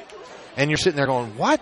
60%? Well, look at this. A.J. Restivo is a good high school quarterback, completed 33% of his passes, but how many of them were just off the outstretched hands? Right. Or a diving attempt, or just could, or just behind him, or what have you. The two fade routes to Grahovic in the corners were great balls. Grahovic just couldn't quite get to one in one corner, and a great defensive play by, I think it was Gardner, who knocked one down in the other corner. So it's and now maybe that last little drive where he did hook up a couple of times. He completed 3 or 4 passes out of his 7 on that last drive, giving him some momentum, getting the ball coming out. You never know. Maybe we'll get the backspin kickoff here in the second half too. I'm not sure that's something they're going to want to attempt to do. But one of the things that you can do if you want to get yourself in shape is join the Y. And when you join the Y, Paul, you're not just a member of a facility, you're a part of something greater. Take the first step towards a healthier you. Join the Y today. The YMCA of Greater Fort Wayne is there for a list of programs available. Visit fwymca.org. That's fwymca.org. So back deep now to start the second half is Mr. Wertman. And we don't see that a whole lot. So Trenton Bonner, the speedster, I'll get him in the shot there, is up. We have Gauze and Grahovic in the mid, and then we have Wertman. If I remember correct, they did this at the second half of the first game because they were not kicking the ball deep. Right, so they came out and either onside it or pooched it or what have you. They moved Grahovic and Bonner up, trying to get them on a shorter kick. Right, now we have to get the ball in their hands. We have G.T. Baker on the bottom of your screen there. He's a hands guy, definitely. So Leo is definitely trying to protect against that. Now here's the quarterback, who is the kicker as well, at least on the kickoffs. Oh, blows the whistle. And that one did go a little bit deep and would have been fielded by Wertman. I don't know if they had signaled to start. Yeah, the lead official had not put the ball into play. So, practice. Right. Do over. So we'll have another attempt here. Game on. From the 40-yard line. It is not a penalty because the play had not started. I mean, it was just, oh, wait a minute, we're not ready. Yeah, it's just, hey, do over. One more time, guys. So now they even moved up. Now look, now they've moved Bonner back and Wertman up, thinking that they're going to try to kick deep. So they're playing the head games. We'll see if Jordan noticed that. He tried to. It's kicked short to Gauze, and he's going to go all the way on the other side of the field. Number 2, Gauze with the ball. And a good tackle there by number 21 for New Haven. That is Lamar Hutchins. And Anthony LaPera, also number 40 on the tackle, kind of a dual duty there. So nice job of the Lions take over at the 28-yard line. Right, I was going to say nice job of stopping them there by the Bulldogs. Yeah, they just set up. They had the return set up to the left side, and unfortunately they caught it on the right side. Let's see if Leo stays with that semi-2-minute offense that got him 65 yards in a couple of minutes last drive. I got a jet sweep. That's a fake. Handoff to Kirsten. Wertman. That was Wertman. Actually, Wertman lost the ball there briefly. Just out of his own hands, off the handoff. Just like he didn't secure it initially off the handoff. Was able to recover it and falls forward for about 5 yards, 2nd and 5. Now, if we got any NFL fans, I'm going to pose this question. Is that a touchback? Is what a touchback? Is that a touchback when he fumbles it and regains control? Oh, wait a minute. He didn't go over the pylon. Sorry. Sorry. That's from an NFL game last weekend. So 2nd and 5 at the 33, excuse me. Stevo in the shotgun. Again, motion. Fake the Oh, he hits as he's thrown. Restivo gets hit by number 52 from New Haven. That's Bryce Heber. And he got lit up. Not sure if it's any relation to Gavin Heber, but Bryce Heber on the defensive side. Very well could be. So it looked like they set up a little swing pass there. The Lions did to number 7 for the Lions. I'm not sure, number 7, Peyton McHale. Peyton McHale was out with some injuries earlier this season. Yeah, and Heber just did a great job of firing off that time. He's going up against Tom Bush right now, and he got the better of him that time. And Restivo was the one who paid the price. So 3rd and 5. Here comes pressure again. Over the middle, it's caught. And that is a first down. So a nice play there on the outside with the reception. That was Peyton McHale. Peyton McHale on that reception there for a first down. He needed 5. He looked like 5.5. So it is at the 38-yard line, 1st and 10, and the Lions move the chains. All right, so some positive yardage again to come out. So getting some things, we've already seen some new wrinkles. The motion by McHale is something new. Normally, if we see motion, it's Trenton Bonner. Yeah, they've moved Bonner. I take that back. They didn't. He's still in the slot, just on the right side now. An I formation. This is also new. Berkeley Yoder in the backfield at the fullback. Wertman runs into a wall. And he gets nothing. He runs into one of his own offensive linemen that got shoved back, and he takes a 1-yard loss, and it's going to be 2nd and 11. So again, thank you to all of our sponsors who help bring you the broadcast that you are watching or rewatching. YMCA of Greater Fort Wayne, Indiana Physical Therapy, L&S Alignment, Marco's Pizza, of course, the University of St. Francis, and the sponsor of the evening is Grable Insurance. One of what we've been called the Angel sponsors, allowing us to bring sectional action. Pitch to Wertman on the outside. There's nothing there. New Haven read that, played great defense, and got up the field. Yeah, the defenders did nothing. I said defenders just did a really great job of getting around Berkeley Yoder and Trenton Bonner. They were running right at him, and loss of a few on the play. 3rd down. If you don't get that initial defender at the point of attack blocked, it's not going to go anywhere unless somebody makes a great play, and there just wasn't any room there. So this is 3rd and 13 for the Lions. They need almost to midfield. They need to cross the 48 to the 49 for a first down. All right, Restivo to throw. He's got it over the middle. Oh, just overthrown for Peyton McHale. Pass intended for number 7, McHale. And the punting unit will come on.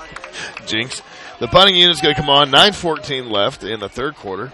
And you know who I did not see, and this would concern me. We saw a lot of Peyton McHale there, but I did not see Jason Gauze on that particular last few plays. He got tackled on that kickoff return, so I would be worried that maybe something happened to Jason Gauze. We'll try to find out. Yeah, and Carson McCauley back to punt for the Lions. Left. Gardner fields it to line 29. drive. He's breaking it on the outside. He's got some room. He gets hit about midfield and drags the tacklers across the 45 down to the 44-yard line. A return of 26. I say Gauze is out there now. Okay, well, maybe he was just getting a little bit of a breather. Could have been. You know, that's one thing about high school. A lot of high school athletes at this size of a school and smaller are two-way players, not like at some of the bigger schools and at the college and the pro level where you're just playing one way. And, you know, you got to get off the field at some point and get some water in you. So a nice return that time by James Garner. Rockford, as I call him. Owens with the carry up the middle, breaks through a nice hole with a gain of 9 out to the 35. And that guy runs hard. Yes, I tell you what, he gets it moving forward, and real hard to bring him down. Usually he runs over a couple of Lions, as he's done so far tonight. So 2nd and 1 at the 35-yard line. Owens again off the left side this time. Not so much running room, but he does get enough of the first down. Yep. Down to the 31-yard line. Gain of 4. We'll call it the 32 and a gain of 3. Shot by number 42, Elwood. So the Grable Insurance scoreboard has Leo down 13-0 to New Haven. Here in New Haven. Owens cuts it back inside and drags the tackler. Yeah, Jack Hurston could do nothing but hold on. He got a little bit behind him, and man, I tell you what, that guy is fun to watch. Stephen Owens goes 5'10", $185. He runs like he's 250 though. And Jack goes and that, I mean that in a good way, like he can just barrel through people. Jack goes a quarter to the concession stand for that free ride. Owens again, they're pounding the ball upside. Oh, big hit from Ty Castellon on Owens at the end of that run. But he gets another 8 yards, and New Haven's just coming out with the attitude of let's just pound it down their throats. And they're being successful at it right now. Yeah, exactly. 2nd and 2 at the 12.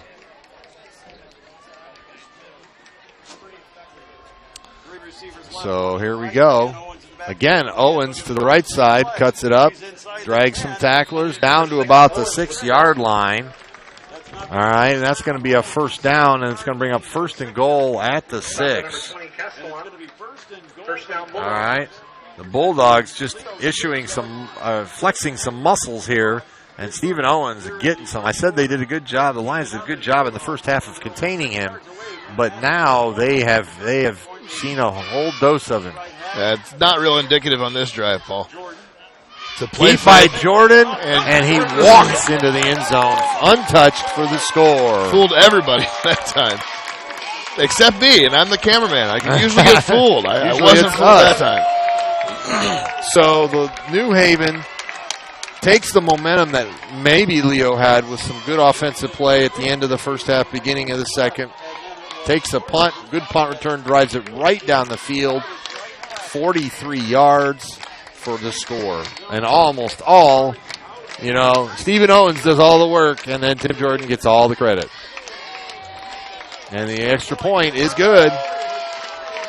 20-0 in favor of the Bulldogs here at New Haven. 7 minutes and 15 seconds left to go in the third quarter, Paul, and Leo.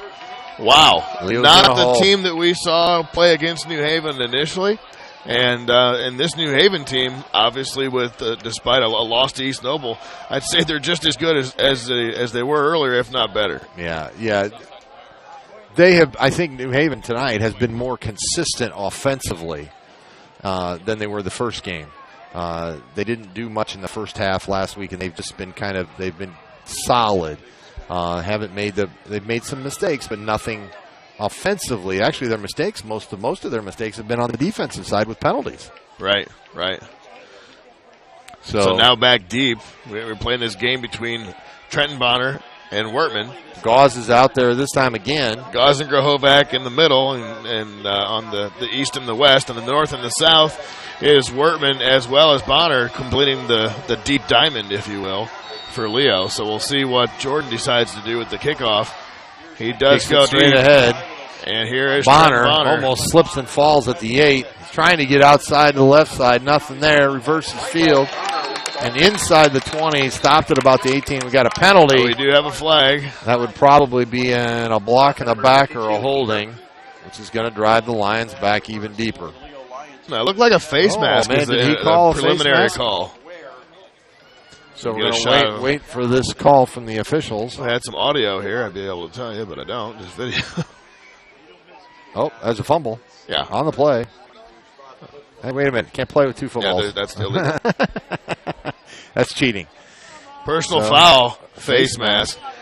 Another 15-yard penalty. And he's chalking up 15. So what? Now, that's one thing I did not look at on the stat sheet, and I don't know if I still have it, what the penalty situation was in the first half. I might have. I'm curious now that I've said it. I can get that for you. Turnover penalties.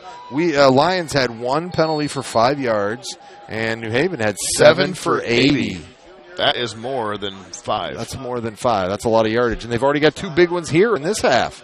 There's the jet sweep to Bonner. He tries to cut it in. He's got a hole. He's outside, and he's horse-collared down. And no flag? No flag. It looks like he got him on the back of the shoulder pads, which is I thought was still a penalty. I'm looking through the viewfinder. It looked like a double grab, but hey, I could be looked wrong. like they got him by the, but once again, we are looking through a 3-inch screen or a bigger screen and nonetheless, 80 yards away. Nonetheless, great a great play. Yeah, Bonner was able to get upfield early. When that first hole is there, he's able to do a lot of damage, as you can see there. And Lions almost at midfield. So Steve-O, a reverse to Bonner, trying to get to the outside. He's got a little bit of room, trying to make a move. Another big play for Bonner. The ball come out? He gets outside. Oh, okay. He gets a first down all the way to the 40, a gain of 11 on that play. A first down, and the Lions have 2 big plays to start this drive. A couple doses of Bonner. After a 15-yard penalty, nonetheless, to start the drive, they go with a play action to left side to Wortman, and it's just a little end around to the same left side there with Trent Bonner. And then the old jet sweep. And then, I still said it. I've said it for all the broadcasts I've said. I'd love to see Bonner on the jet sweep with a pitch to Grahovic or Gauze coming back the other way. Fake to Bonner. Fake jet sweep. Over the top. Peyton McHale with a fake. A juke coming backwards again. He's got to go forward. The coach is on the sideline. There. I think we got another face mask. But Peyton McHale catches the ball at the 24-yard line and goes backwards 3 yards. Yeah. He's trying to make something out of it. So I don't blame him, but we did see the New Haven receiver do the same thing. We lost a handful of yards there. We'll have to see what the penalty is here as they talk it over yet again. I have a famous story, and I'll tell the referees are going to do this. When I was coaching for 8th grade football, actually Coach Souter was on that 8th grade football team. That's a personal foul against the Lions, a block in the back. And I remember I ran a quick out to my tight end, and he catches the ball. We need 8 yards for a first down, and he's a 6-yard mark. And he takes a step backwards like that, right in front of me, and I'm yelling, go forward, go forward, go forward, get the first down. Well, he jukes this kid, and he goes another 10 yards and gets the first down. And I'm like, what are you doing? And I yelled. And now that particular kid, who was an 8th grader at that time, is by the name of Cam Neubauer. Cam Neubauer. A tight end. It's not. I'm thinking Eric Reynolds. I'm thinking Eric Weber. Tight end Cam Neubauer, who, by the way, for our listeners, is the head women's basketball coach at the University of Florida. Good luck to Cam in his upcoming season as Florida's coach. Grahovic, incomplete. And you got to squeeze that ball. You got to make that catch, even though it's for 4 yards. Yeah. So tip of the cap to you, Cam, if you are listening or watching. I think he's a little occupied with some practice right now. Yeah, it's Friday night. You never know. He could be watching the old alma mater. We got 5:40 left on the clock here in the the third quarter. We are in the third quarter here. The Lions trying to get something going here. 2nd and 12 after that penalty. Steve-O looking to throw. Throws an out route to Grahovic. Looks like he made the catch. And he does. That's going to stop the clock as he goes out of bounds. Still short of about 5. Yep. Or still gain short of about 6, so we're going to call it 3rd and 5. Yeah. And maybe 4.5. But anyway, we're going to call it 5. But it's 4-down territory for the Lions as they need a touchdown. There's zero question. Let me refocus here. Sorry. Steve-O, shotgun again. Twins both sides, shotgun. Looking to throw. 4 receivers. Incomplete. Now, there's something I don't understand there, because what they ran was 2 wide receivers to both sides, and they ran post routes to everybody, and all of a sudden there's 4 receivers in the middle of the field. You know, you got to have something else coming off of that. Other than that, I don't know if a kid ran the wrong route or if they were looking for something real. Most likely they were running post routes from everybody, and they were trying to look for something quick, and it wasn't there. I think that's exactly right. We've seen New Haven be a little bit susceptible tonight to the post routes on the completions that Leo has made.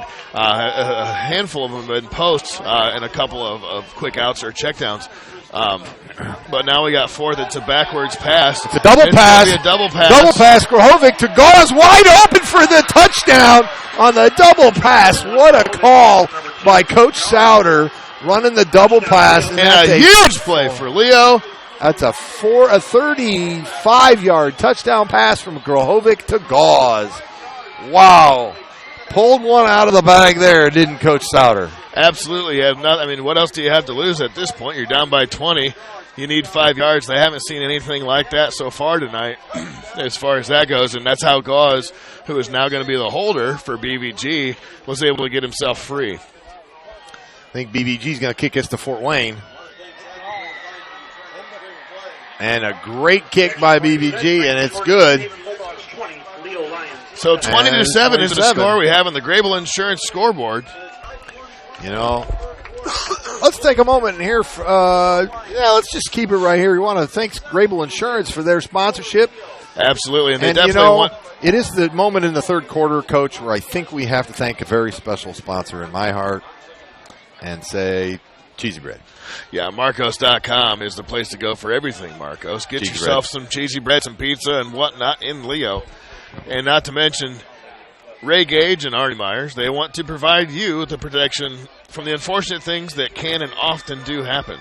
Visit Grable Insurance at their office on Pony Express Run in Leo to get the best coverage you can afford. Hey, you know what I think would be the ultimate way to say thank you to Ray and Arnie?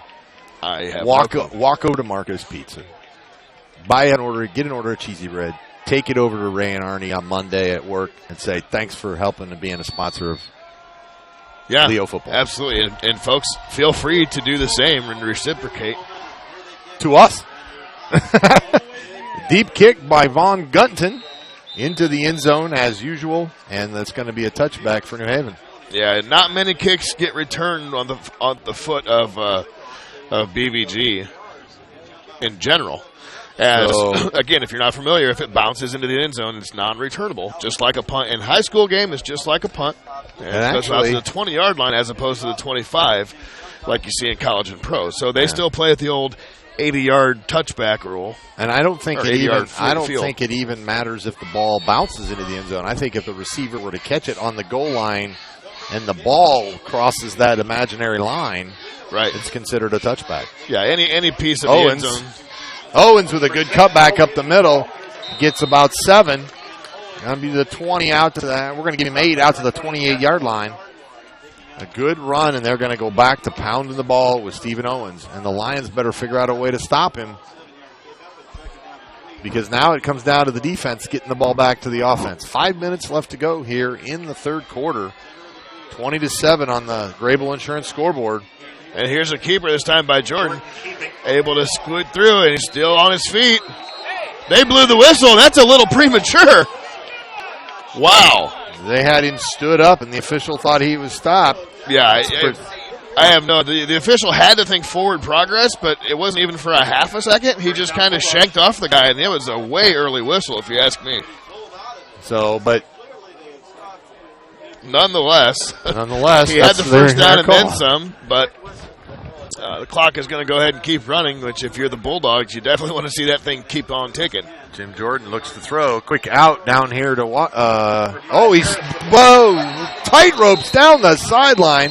The DB Gauze thought he had pushed him out of bounds, and he goes another 10 yards, tiptoeing down the sideline. That was number 5, Davion Harris. Great play by Harris just to stay in, and as you said it, he tight roped it all the way down there, gives himself another probably 12 or 13 yards above and beyond when he was shoved.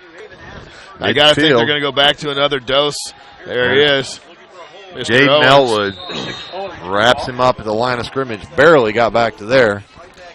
Yep, Stephen Owens. So this is the point in the game where the Lions defense really needs a big play. Got to get a stop. Got to get a turnover here.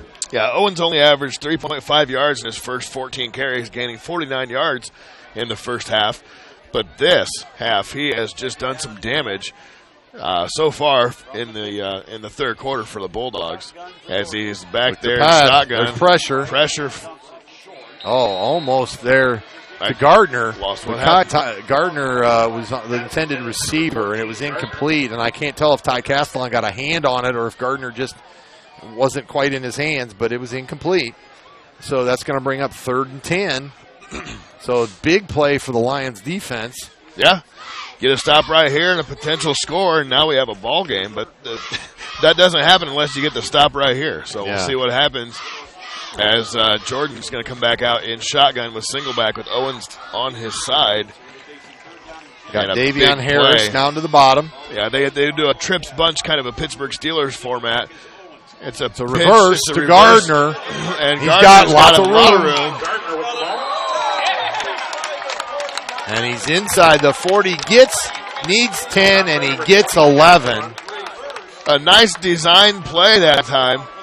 A quick handoff to Owens, a pitch on the end around to Gardner. And New Haven. And that was actually I was given some information on the scouting report, and that bunch trips that they run like that, they like to run the pitch play to Owens that way. So that was a great comeback play off that pitch sweep. There's Owens. Owens, nothing there that time. Maybe we'll give him a half a yard. He'll give him a yard on that one, but yeah. So yeah, we see a little. Got a player down on the field. Injured Lions player on the field. Mackenzie, the Lions athletic trainer, coming out on the field. Can't tell if it's just cramps. Might just be cramps. So you can see the game clock there. So we'll take a break here, Leo, and hear from one of our sponsors. We'll be right back. You know that at L&S Alignment, they know auto repair from A to Z, but even this fact isn't enough to convince everyone of the superior service you'll receive. So just to let you know, they know their ABCs about auto repair, not only frontwards, but backwards. Don't believe us? Well, then here we go. Z. Zoom or zip on in with your car, truck, or RV, domestic or foreign. Y. You get the best advice and service. X. Extremely knowledgeable about your vehicle. W. Water pump. V. Vibration damper. Cars have those? Told you, they've got all parts for all vehicles. U. Universal joint. T. Thermostats. S. Suspension. R. Radiators. Q. Quick service. P. Pistons. O. Oil pumps. N. Nose panels. Nose panels. Zoom-time. M. Mufflers. L. Linkage. K. Knee assembly. J. Jounce brackets. Jounce brackets. Hey, you asked. I. Ignitions. H. Hydraulic hoses. G. Gear assembly. F. Filters. E. Exhaust systems. D. Drive shaft. C. Carburetors. B. Batteries. And A. Air conditioning. Frontwards or backwards, it's the same great service. L&S Alignment on Hartsville Road in New Haven, where quality isn't expensive, it's priceless. Thanks to L&S. And all the great sponsors. Yeah. Jack Kirsten get a little head nod like he had a little cobwebs in the attic there. Yeah, Jack Kirsten, number 8, was the down Lion on the play. So I'm guessing that he's getting checked out. It's going to be second down 10. Comes Quick blitz. pitch out to Owens. And he's looking to throw too. Oh, nope, tucked it.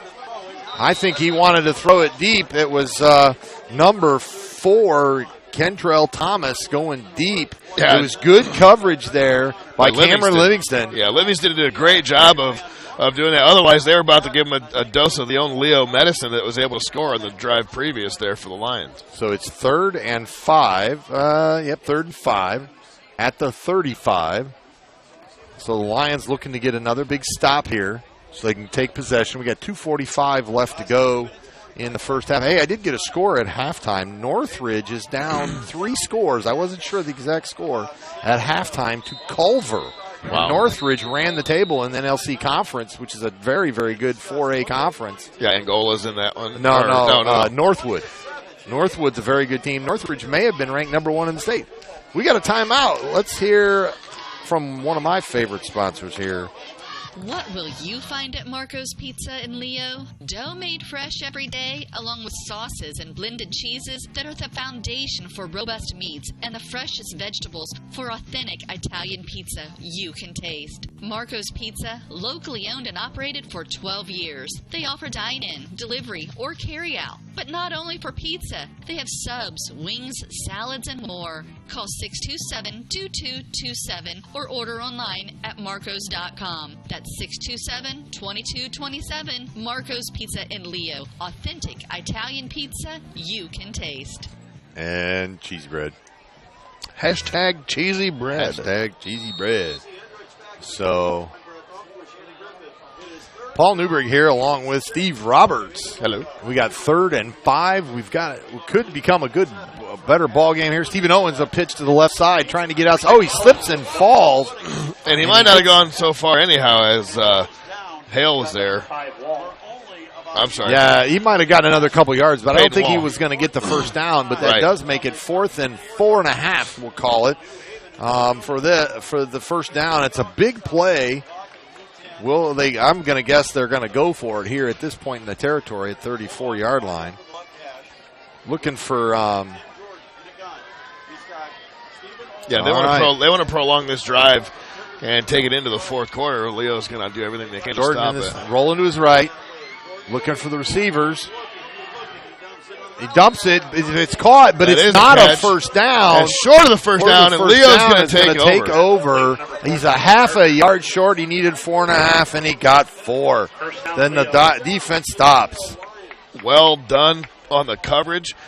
And a nice play that time by Jordan. Was able to get out of the pocket, make a good solid throw. Just like you said, he needed 4.5 and got himself 4. So Leo's going to get the ball.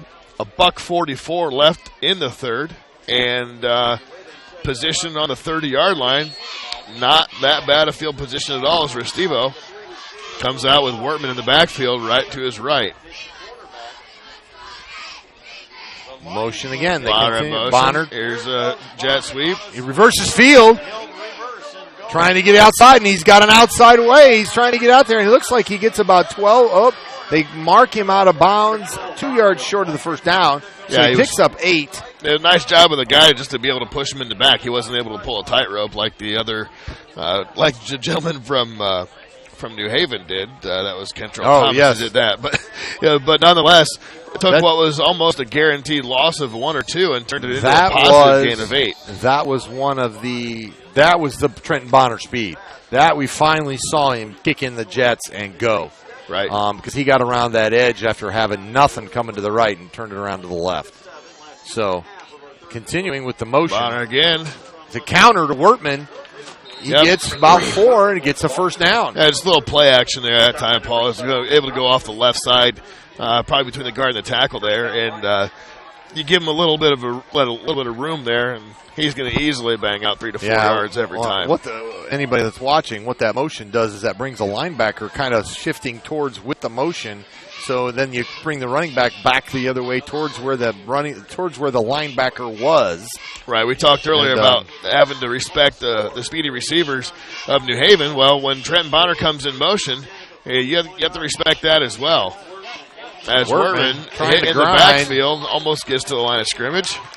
We're going to say no gain on that. It's going to be 2nd and 10. Just under a minute to go here in the third quarter. You know, with how well they threw the ball there at the end of the first half, they really have not gone back to throwing the ball except on the trick play. I agree, and that's going to be pretty standard. Standard Jared Souter football. That's standard Leo football. I mean, how many years has Leo just been a predominantly run to set up the pass type of team? And now we got Bonner down here deep on the sideline. Dance with two looking the other way. Bonner over the middle. Oh, he had it in and out of his hands. He got hit with the ball. Once again, Restivo found him. Ball just a little off the mark, high. And Bonner's got to, but here's the thing. I would say that one, Bonner's got to make that catch. Touches your hands, it should be caught. So 3rd and 10. And now 3rd and 10, thank you. As you can see, well, really nowhere because it's not on the scoreboard brought to you by Grable Insurance, but 20-7 is third quarter action here. Sectionals in New Haven. I formation. Bonner to the bottom of the screen, Grohovic to the top. It's a play action rollout. Looking for Yoder. Once again. And that was just Bonner, a great defensive effort. Just knocked away by Harris. And it's incomplete again. Wow. So now that you have some points, you're down back down to back down by 13. Do you go for it here? I think you got enough time on the clock that you hope to get BVG to pin them deep. Absolutely. And then let your defenses playing better. Actually, CMAC is in there. Carson McCulley. That's right. CMAC. I like it. CMAC. It's the old punter. Carmack? That sounds too much like Carfax. Anyways, who is not a sponsor officially of The Voice. Yeah, Carson McCulley. There's a snap. Wait a minute. Oh, delay a game. And not a horrible punt there that time. It's going to be the official yard marker. It's going to be about the 41. All right. And after the 5, we'll do it at the 36, as you just heard. Yeah. We've got a lot of other voices going on up here. So, and not just the ones in Paul's head, folks. He's talking about the announcers at the radio broadcast. I thought those were the announcers. I thought that was my head. Right. So what do we got here? New Haven guys are broadcasting. The official guy going over to the receiver. I don't know if he's wondering if time ran off the clock. There's 16.5 on the clock right now. He might be telling them to put some more time on the clock. Oh, I see a assistant coach moving towards the scoreboard. And I'm going to guess they're going to put 17.7 on the clock. Let's see how close I am. Over or under. Come on, Coach. Over on or the under. nose. 17.7. Over. What are you saying? 18-2. 17.7. Ooh, I was close. 17-9. I took the over. You took the over. You did take the over. I won the proximity. You won the over. Right. But anyway, Carson Colley back to punt for the Lions. And back deep is James Gardner. He's been a factor. Yep, as well as Zell Banks, I believe, number 2. Yes. Yes, haven't called his name very much lately. Oh, nice high kick, but there's some coverage down there. Jason Gauze takes the field. And then a very, very late flag. Kick-catch interference is what that's going to be. Shoved him out of the way. Yeah. So you can't interfere with the guy trying to catch the ball. And there was no... He kind of blocked him out like he was playing basketball. Right. I think that's just a 5-yard penalty. So, and in some ways, you look at that and say what Gardner has been able to do at times tonight. He didn't need to do it because he was there in coverage. Oh, that's not a 5-yard penalty. That's a 15-yard penalty. Oh, wow. Now, that's not a penalty you want. Well, I didn't exactly see. He was down there with the ball up in the air, and literally it almost looked like he was blocking him out for a rebound in a basketball court. Well, right, but a 15-yard is usually indicative of a personal foul of some sort. But like I said, I didn't see the referee make the call. Nonetheless, Jordan back in the backfield, not under center. Yeah, and got to throw it. Yeah, got to. Well, the odd James thing Gardner was, kind of came out of his stance to look back for maybe an audible or something. He started to move, and he thought he was offsides. But the thing is he's a receiver. He can move. He could have kept moving. He could have reset, and he would have been fine. That's one. So they're going to give back 5 of those 15 yards to Leo. First and 15, 39 yards. And the funny and the weird thing about that play is the officials didn't throw the flag on his movement. Now everybody Until he stopped. Then everybody else started, and then everybody else started to move. Sure. So I'd be curious to ask the official where it was him or the other guys moving. Gardner trying to get to the outside, cuts it back on Peyton Wall. Oh, and he gets folded over. Oh yeah, that did not look nice. Went to his knees and stood up on his knees and got bent over backwards a little bit. That's gonna be. I hope he's okay on that one. I hope he's just kind of a little rattled. Yeah, absolutely. So now getting a good shot of the student crowd there, and nonetheless, with their pink out. Yep, so that is the end of the fourth quarter, and here is shot. I'm not one to want to focus on a guy who's down. You know what I mean? Yeah, so right. I always like to a Gordon pan away. Hayward. And, yeah. Oh man. Yeah. So hey, let's take a moment here. Leo Faithful over here. Yeah, go ahead. And hear from one of our sponsors. We'll be right back. At Grable Insurance, their most important job is to make sure you leave with the best coverage you can afford. They want to provide you protection from the unfortunate things that can and often do happen. The cheapest insurance is often not the best. Visit online at GrableInsurance.com or stop by the office on Pony Express Run, next door to the Leo Post Office, and talk to any of the friendly agents that would be happy to help you. Grable Insurance is a proud sponsor of high school athletics. Thank you very much to Grable Insurance. I say, yeah, you see James Gardner on the sideline now, able to walk off under his own power, so that's good. Had a little bit of a limp, but yeah, there's a hitch in his giddy up, definitely, because the way he went down in that play was rather painful looking. But nonetheless, start of the fourth quarter action here. 12 minutes to the next round for one of these two teams. Probably to face. I've not been able to find any scores on Twitter, but probably to face. I would think the winner of Dwenger Southside, but that would probably be Dwenger. Screen pass set That up. was Great tipped. job by Jaden Elwood great. to knock that pass down. And you know what? That is very reminiscent of what happened in the very first game, because Jaden Elwood picked off that exact same play. Yeah, and took it 16 yards for a touchdown. 16 yards for a touchdown. Exactly. Yes, It's a very that good call. was what happened in the first quarter. Jumped out to a 17-0 lead for the Lions in that game, I believe.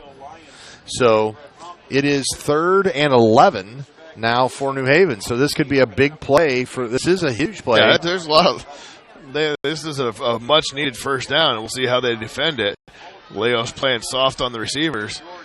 Jordan and they go throw. Rolls out to the right. Oh, and has a nice strike there to Zell Banks. I got it right that time. And he got it down to the inside the 40 to the 39. Needed 11 and got 22. We talked about it earlier. They are definitely not man coverage there. They're playing a little bit of a zone in the backfield, a nickel package there, I believe. But anyways, great job getting the spacing needed by Zell Banks, and you got to tip the cap there. Tim Jordan threw a strike. I was going to say Tim Jordan just threw a money ball there. And Owens is going nowhere, brought down by G.T. Baker and Max Minnick. And the thing there is that first drive of the second half, I mean, it was only midfield and in 43 yards, 48 yards. I can't remember exactly how far, but they just pounded Owens, and it was very effective. And since then, for the rest of the quarter and now even right there, the Lions have done a good job of shutting Owens down. Yeah, and I think let's be honest, the New Haven offense has been out there quite a bit. You see which guys on the line get tired quicker, you know? And that might be Harris reverses. Zell Banks reversing field. Look at Peyton and a Wall. nice job again back there by Wall. Peyton Wall just comes screaming up the middle of the field and sees that, and that is a 9.5 yard loss. And it's bringing up 3rd and 19. Yeah, great play by Peyton Wall that time. And again, defensive line got pressure that time. They were able to have linebackers come and help out to string it out to the outside, which caused Zell Banks to reverse his field. And then just a great play by Wall. Coach Waybright, if you're watching, tackle. that might be 4x100 speed there for a relay team. 3rd and 19. All right. Jordan looking to throw the out route again. Timing was just not there. Timing route, he threw it 15 yards, and Dontrell Thomas went about 19 yards. So it looks like New Haven's going to punt it away, and the Lions get their stop. Yeah, so, you talked about a big play on the last 3rd down and 11. They got 22 out of it.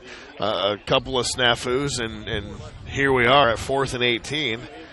And Gauze and Grahovic back deep. Is that Gauze is Tim on Jordan punting? Yeah. Really see. Not very far. Lands about the 24. Bounces out of bounds at the 23. Lions get the ball. Yeah, so it does look like Gardner is on the sideline getting some attention to that right ankle, which is why he was not in there punting. Well, I found out we have another listener. Okay. Well, my comment about the 4x100 is Peyton Wall plays rugby, not track. The track coach, Leo, is listening. Fair Thanks, enough. Coach, for the info. Appreciate Good luck in your rugby season, Peyton. Your viewership, Coach. So, 1st and 10 at the 23 for the Lions. Bring it back here in focus. 24-yard line, call it. 23 for Steve-O. Drops back. He's got a little bit of time. Looking over the... almost picked off. Yeah, overthrown the Grahovic that time. And that pass was nearly picked off by DeMario Robinson. That's another one where he just had... Grahovic was open. He just let him too much. Yeah, and that's also one that Robinson wishes he could have had back, because if he makes that catch right there there wasn't much that was going to not make him score a touchdown there, as we have 10 minutes and 12 seconds counting. Actually incomplete, so stop the clock, but nonetheless 10-12 on the clock. Plenty of time for the Lions if they can get something going. All right, option play.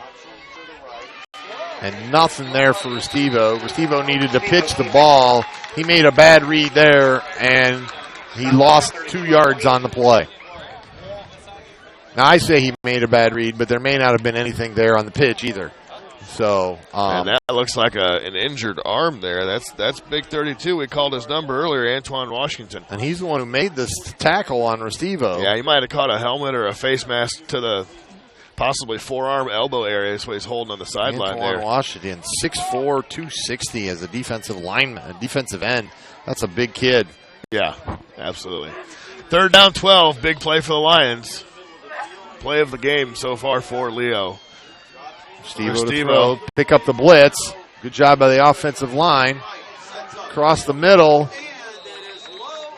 Incomplete to Jason Gauze. Took a shot from Zell Banks. And that's just great coverage once again. It doesn't seem like Leo has been able to shake these New Haven defenders to get a whole lot going unless you're going to throw the ball 5 yards back and do a double pass like they did to Gauze earlier there from Grahovic. But and they are the Bulldog defense is definitely showing that they can hang and dominate a game as they have done so far. Well, and here's the situation, too. Normally, Gardner is back on the deep for the punt return. High snap to McCauley. Gets a high kick short. Gets a Leo bounce. Bounce about 15 yards, and it's down at the 44-yard line. But Gardner is on the bench with an ice pack on that right ankle. Yeah. So I would say he's probably done for the evening. 0 chance he comes back. Tonight, rather. Not. Should New Haven hold on to win, I'm guessing you'll see him back. If it was something they thought was broken, he probably wouldn't be sitting on the sideline. They probably had to haul him off and got an X-ray or something. Yeah. 9:05 left to go in the game. Oh, you know what? The production truck's slipping again. Forgot to switch the quarter. It's only 2:55 from when you should have done it, so I'm sorry for the production truck. Yeah, it's me today. Hand off to Owens, and he is just hit hard by Jaden Elwood that time. Nice job of getting right through. Great penetration. If you do not get a good block on Jaden Elwood, he'll make life miserable. He is relentless. Yeah. You know, he's only 200 pounds as a defensive lineman, but his 220. 6 foot 220. His speed. And how quick he is and how aggressive he is. It's he can just chew people up at that nose tackle spot. Absolutely. As Tim Jordan shotgun this time again. Hands off to Owens. Gets about a yard. It's going to bring up 3rd and 11. And they're just going to keep running this and let the play clock do its thing to the game clock there and chew it down there. 30 seconds left. This is going to be inside of 7 minutes and 40 seconds by the time they get this snap off. Excuse me. Play clock at 16. Yep, just burning as much clock as they can. It's inside 8 minutes. The clock is New Haven's friend right now, but we seem to remember a similar situation happening a while ago in the 4th quarter at Leo. Yeah. So Tim Jordan rolling out. Looks to throw. Oh! Nearly picked off. Colton Grahovic read it, and he came charging up and tried to get it. And if he would have got that, he had 6 points going straight down the sideline. Yeah, but it's going to 4th down. Big play there in general. Stops the clock. Clearly didn't get the first down due to the incompletion. Tim Jordan's going to go back and boot another one. And Grahovic as well as Gauze are back deep for the Lions. All right, big return would be really nice for the Lions right now. A low liner right at Gauze. He's going to take, and there's a clip. Maybe another one. That's coming back. So that's going to back the Lions up all the way to the 16-yard line, and they're going to take over deep in their own territory. All right. That's just a matter of a kid getting beat off the line and the punt being short. He tried to block him. Yeah, it was a deadline drive. I mean, right at him. Didn't have a whole lot of chance to to react. That time. But they got the ball. Sorry about that, folks. A little frog in my throat. So a 10-yard assessment, not a 15, or it's a 21 as opposed to a 16. And 7:24 on the clock. 3 wide receivers to the right. Peyton McHale, the closest to the line. Trenton Bonner and Grahovic. Trips on the top. Going deep to Gauze. Oh, good coverage. I think that's Zelt Banks over there. Yes, it is. 2-on-2 is what we had there. And Gauze just had a chance. Restivo put it the only place he could, and Gauze just couldn't quite get it. It was 1-on-1, but the numbers were 2-on-2. As Gauze is going to take a trip to the sideline. 7:18 to go. The Lions, they got to get a first down. Let's say that. They need to score, but they got to get a first down to keep that possession of the ball. Reese Decker runs the play in. He's got the clean jersey bottom screen there. Restivo looking to throw. I think you're going to see a lot of that. Oh, nice pass. There's the post to Grahovic. Yeah, he also likes that. I'll tell you what, though, he also had Peyton McHale open run the skinny post, too, from the other side. And but he chose Grahovic, and it was a good choice on his part. He threw a strike. Now, we've seen that play a lot over this season, as this is Grahovic's first year with the Lions, of course. Again, a transfer from Concordia, state champion. But that's one of his favorite routes, that deep post on the fly, and here comes Bonner in motion. Bonner on the jet sweep, trying to get to the outside, and he gets brought down. A great play there by number 52, Bryce Heber. He made a big play earlier in the game. Oh, man, a loss of 6. Yeah. So 2nd and 16. And see right there, though, they're so keen on, and Bonner tried to reverse the field. This is where, again, I'd say, where's the reverse off of Bonner? I still think that would be a great play. I got to shut up because I've said it too many times. All right, Restivo looking to make up some ground. Looking. Just he couldn't set up and fire it. The coverage was good early, and Bonner was covered deep, had double coverage deep, and couldn't find the open receiver underneath. So 3rd and 16 for the Lions. It was 6-12, and this is probably being down 2 scores. If you're, it's probably 4 down territory. They have 2 plays to get 15 yards, to get 16 yards. 3rd and 15 is the call. And Restivo, let's see if he can drum something up. Peyton McHale. And he's going to pick up about 6 out to the 38. It's going to be 4th down, 4th and 10 for the Lions, with 6:07 left to go. So, good choice because something similar, you get half the yardage or close to it. So now the similar play would give you an opportunity. You got more options. You don't have to get the deep route of a 16-yard play. You do need 10 yards, or it could be academic with couple first downs if you're New Haven.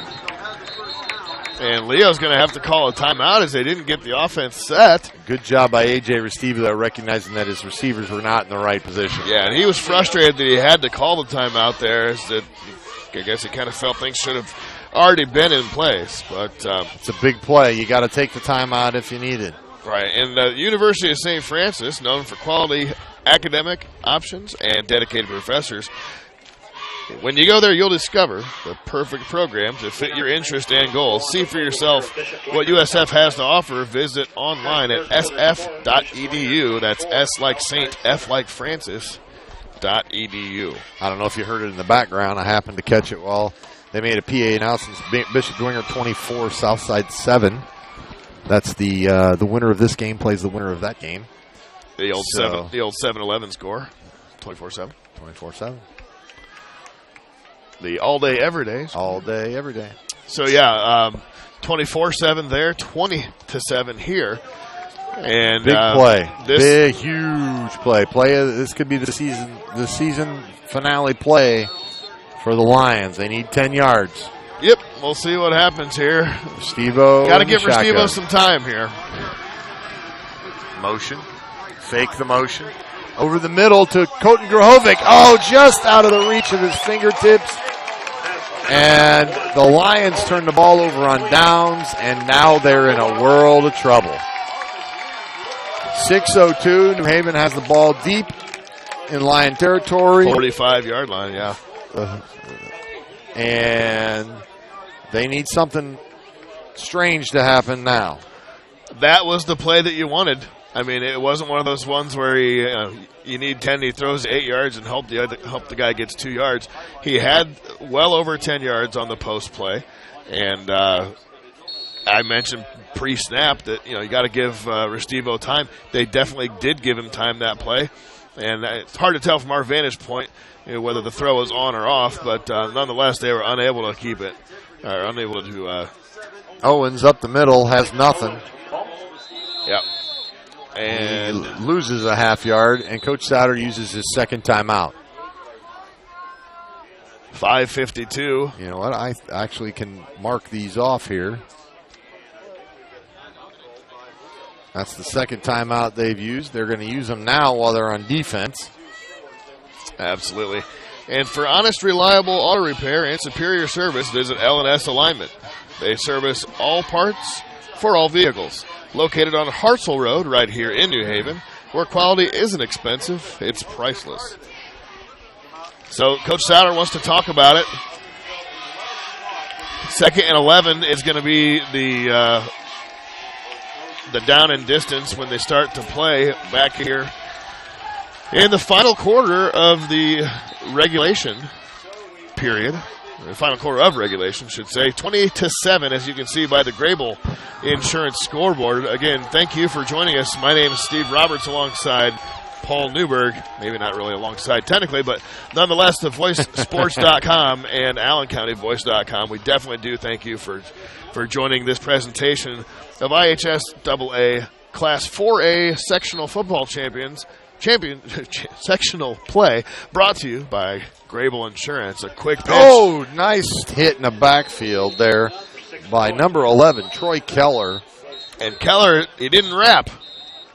He didn't ref, so another timeout after another loss on the play. And that's the final timeout for the Lions. Yep, and I like it. You got to do that because now it puts them in. And even if it puts them in a passing scenario, even if they decide to run it, you're still going to get the ball back. If, presuming they don't get it with about 5 minutes left in the fourth quarter. So the key is to hold them if they do run, or if they pass, you got to defend. Yeah, after the game, we will have our Grable Insurance post-game show and select our YMCA of Greater Fort Wayne. It's actually the YMCA of Greater Fort Wayne. Player of the game. But thank you to YMCA. But actually, it's going to be the post-game show brought to you by Grable Insurance and the Grable Insurance Player of the game, I believe. There we go, Grable Insurance. Ray Gage, Arnie Myers. How about we call Pony it Express Run? Run? We call it the Ray and Arnie Player of the game. There you go. All right. I can dig it. Owens getting another carry. Slips a tackle. Brought down. Lost and got back to the line of scrimmage. It's going to be 4th down. And it's going to be just under 5 minutes when they snap the ball. Maybe about 5. The punting unit comes on. Yeah, right at about 5 minutes. Doesn't mean they will punt because the quarterback is the punter. Sure. So 4th and 13 in Leo territory. I see zero reason to do anything crazy, as we have Jason Gauze and Colton Grahovic back deep for the Lions, as you can see there. And Tim Jordan's going to boot one away.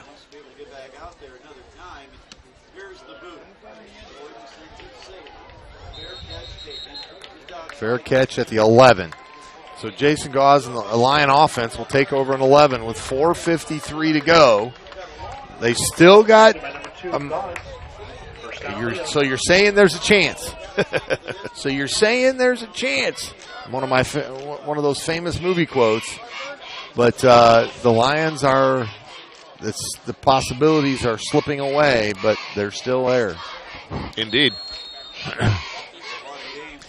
Now I can look back. Imagine if they had that field goal in the first half and it was 20-10. They would only need the touchdown, onside, and another field goal to tie it. True. So that's true. Restivo looking to throw over the middle. He's got it. Oh, almost picked off by the linebacker. And that was intended for Peyton McHale. That time. There's the one that came back off the other side the one time, and McHale on the post route. Everybody paying attention to Gauze and Grahovic more. So so we're going to see 3 more passes out of this drive, if not more. Hopefully, if you're a Lion fan, you're hoping more. But 4:48 is the time on the clock left here in regulation. A.J. Restivo back, shotgun. Here's motion for Bonner. It is a jet sweep. Tries to cut it up. He gets twirled down. Across the 15, gets to the 16-yard line, so a gain of about 4. It's going to be 3rd and 6. Yeah, Leo's got to hurry up. All right, 4.5 inside of minutes to go. 4:30 now. Yep. Trying to catch them off guard a little bit, backing up on their heels and expecting the pass play. But the Lions in trouble here with just over 4 minutes to go in the game, down 13. All right. Quick out to McHale. Gets across the 20 to the 22, maybe 23. Close to that first down marker. I think he's going to be a yard short, maybe 2. Yeah. There about a yard short. Sound like you're in the closet talking there or something. Well, I'm trying to help limit the noise from other. That's all right. You're talking over him. I'm good with you. Nonetheless, Meade be able to talk over people. What a shocker! Yeah, sorry. Touché. 4:04 and a first down. They did give him the first down. Wow. And they're having a conversation about it down there. I think Coach wanted to maybe he was arguing that there should have been a measurement.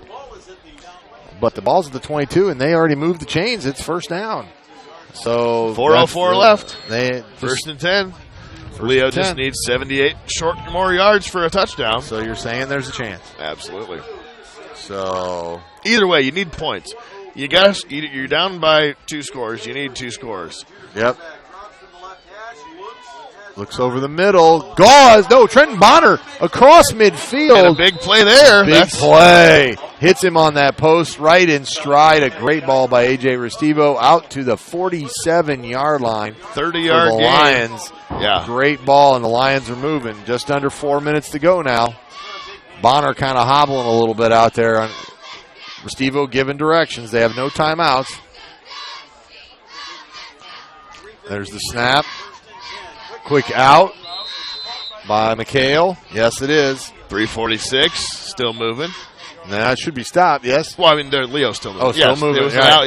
The clock was stopped. That is correct. Gain of 3, so 2nd and 7.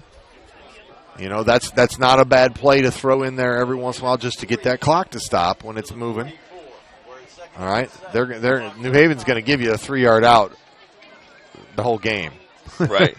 Just because it's going to take too long to do that all the way down the field and then kick the ball and get it back. So they're going to isolate Bonner on the top side. He's got man coverage over there. Going to go deep to Bonner. He's got to step on him. Oh, just couldn't bring it in. Underthrown a little bit, and he couldn't get it, but he had 2 steps. Yeah. That ball was pretty on the money there, and Bonner, along with several other passes that have been on the money, have been dropped. So, I guess I kind of alluded to it earlier how that Restivo had just a shaky first half, and the receivers weren't dropping a whole lot. Well, we've seen a lot of that now. Now you got receivers that just can't hang on to the ball. So, for the Lions, gotta make plays. Yeah, 3rd and 7. Restivo on the out, throws it way too high. That was Gauze or Grahovic. I can't tell. I can't see the number. That was Grahovic. Grahovic. Yeah. All right. So it's going to be 4th and 7. So they need a first down again. 3:35. So the Lions have to go for it here. Restivo coming into play. Bringing in the play. Coach Souter pulling out his 4th and 7 playbook. Are you going to go a double pass here again? You got twins right. Make it trips. McHale. Bonner in the slot and out there. I wouldn't be surprised. McHale on a 7-yard out, run the 2 top receivers deep, get him underneath. He's looking for Grahovic the whole way. Oh, Wortman made the catch. Oh, but he's short of the first down by 2 yards. And great coverage there. I think if he could have waited about another 2 steps, he could have got him the first down. But he had to throw it early. Yeah, great time. That's going to be probably the ball game. Yeah, great job that time of the New Haven front getting the pressure on Restivo. And yes, obviously on a screen pass, you let the pressure come through. But when the pressure gets through that fast, it kind of throws things off. And that's exactly what that led to.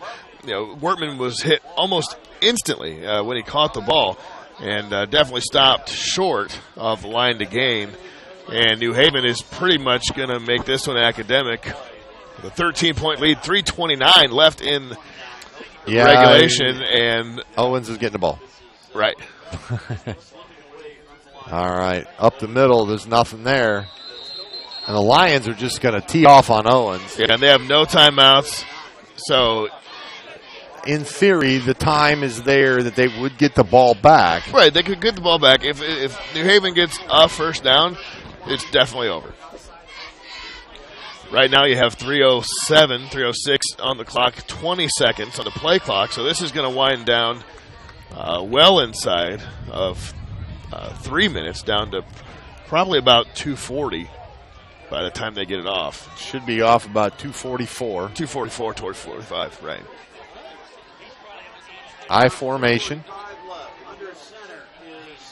Owens handoff bobbled it a little bit, but maintained control. Max Minnick, first guy to get there for Leo. No gain. It's going to be 3rd and 11. And this will be under 2 minutes now when they get this third down play. Right about there's 2-second differential on the play clock and the game clock. From the 2-minute mark. So it'll probably be right about the 2-minute mark where they snap the ball. This is where if you're Owens, you're like, why, coach? Why are you giving me the ball again? Yeah, they just take a knee. So they did throw on 3rd down last time. So a little counter action. Owens up the middle, breaks a tackle, gets the first down, and then comes down. And that is probably going to do the ball game. Wow, where did that come from? The last few drives, last couple of drives anyhow. The line finally made a hole for him, and he took advantage and went 12 yards to the 45. And there goes the clock. And that's all but going to do it for the Lions. 1:45 left, 18 seconds and counting on the play clock. So you look at next week's matchup, I can only imagine that Bishop Dwenger held on 24-7 or better. Stranger things have happened, of course, but you look at next week's matchup for the Bulldogs as they go ahead and take a knee, and they're going to make this one official here in about 1:17.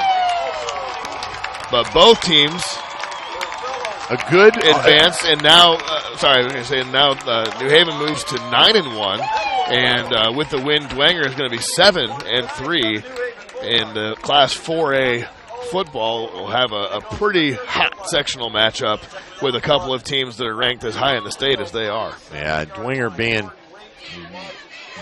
being really prepared, playing in the tough SAC, so to handle. That'll be a good matchup between Dwenger and New Haven. I would say that's probably for the sectional title right there. Whoever wins that game will probably go on and win the following week. In sectionals and probably regionals. As no, the regional. Well, maybe not. I don't know. That's depends on who it is. Northridge, Culver, Northwood, East Noble. There's a lot of good teams that are in this regional. I think Angola is in one of those. They're in that sectional too. Yes. Yeah. And that's going to be the ball game there. Absolutely. The clock kicks off. A great game between these two great programs. Lions end the season at 7-3. Another good season for the Lions. We're going to take a quick break, listen to some messages from our sponsors, and come back with our Grable Insurance post-game show. We'll be right back. It's the kid in grade school who paints her face blue and white before every home game. It's the accountants and salesmen who give up their Friday evenings to referee. It's the cashier at the corner convenience store who wears school colors on every game day. What makes high school sports here in Indiana so special? They do. You do. We all do. This message presented by the Indiana High School Athletic Association and the Indiana Interscholastic Athletic Administrators Association. Indiana Physical Therapy is your choice in Northern Indiana. Just like filling a medication prescription from your doctors, you have the right to choose who provides your physical therapy, and IPT accepts all insurance coverage. With extended hours, we are open 7 a.m. to 7 p.m. and offer same-day appointments. We have 17 conveniently located clinics with 7 in Fort Wayne and 1 each in Angola, Auburn, Bluffton, Columbia City, Goshen, Huntington, Kendallville, New Haven, and Warsaw. Contact Indiana Physical Therapy to start your therapy today. We will get you back to work, play, and life. Celebrating 29 years in business, Indiana Physical Therapy is your choice for physical therapy. Call 260-209-2464 or visit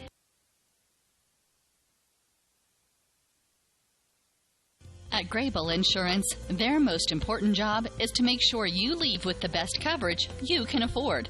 They want to provide you protection from the unfortunate things that can and often do happen. The cheapest insurance is often not the best. Visit online at grableinsurance.com or stop by the office on Pony Express Run, next door to the Leo Post Office, and talk to any of the friendly agents that would be happy to help you. Grable Insurance is a proud sponsor of high school athletics. Thank you to Grable Insurance for your big-time sponsorship and allowing us to broadcast this game tonight between New Haven and Leo. Absolutely. Leo falling to New Haven 20-17. That is our final score.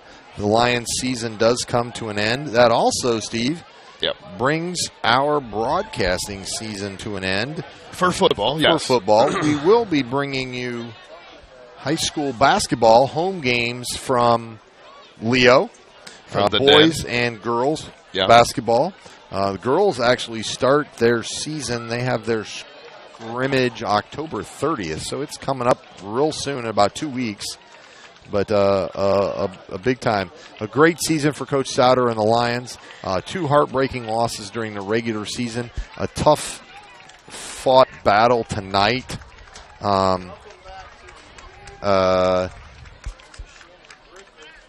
And just a great season for them. Lost to, kind of a shame, and I heard a lot of guys talking about this week. It's just kind of a shame that Leo had to meet New Haven, one of the two of the 3 favorites, I would say, in the sectional between Leo, New Haven, and Dwenger. Yeah, absolutely. Had to meet in a first-round matchup.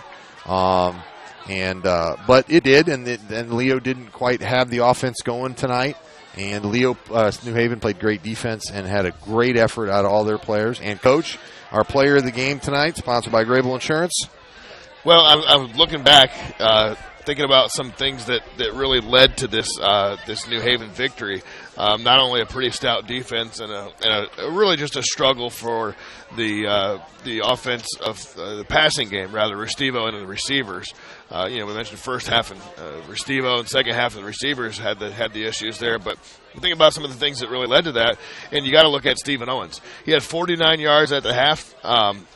Finished the game with 33 carries for 110 yards and 2 touchdowns. The first 2 touchdowns of the game were hard runners up the gut there from 3 yards each by Stephen Owens. So if you ask me, and not to mention that big, huge third down play to ice the game. Right there at the end, yes. It was 3rd and 12. He got 13. And their opening drive of the second half Right. Where they just pounded him right down the field. Right, which led to Tim Jordan scoring on that opening drive there, and that's all the points they needed. So again, congratulations, New Haven Bulldogs, and definite big congratulations to the Grable Insurance Player of the Game, number 6, Stephen Owens, for New Haven. Again, 33 carries, 110 yards, just over 3 yards a carry, and 2 big touchdowns.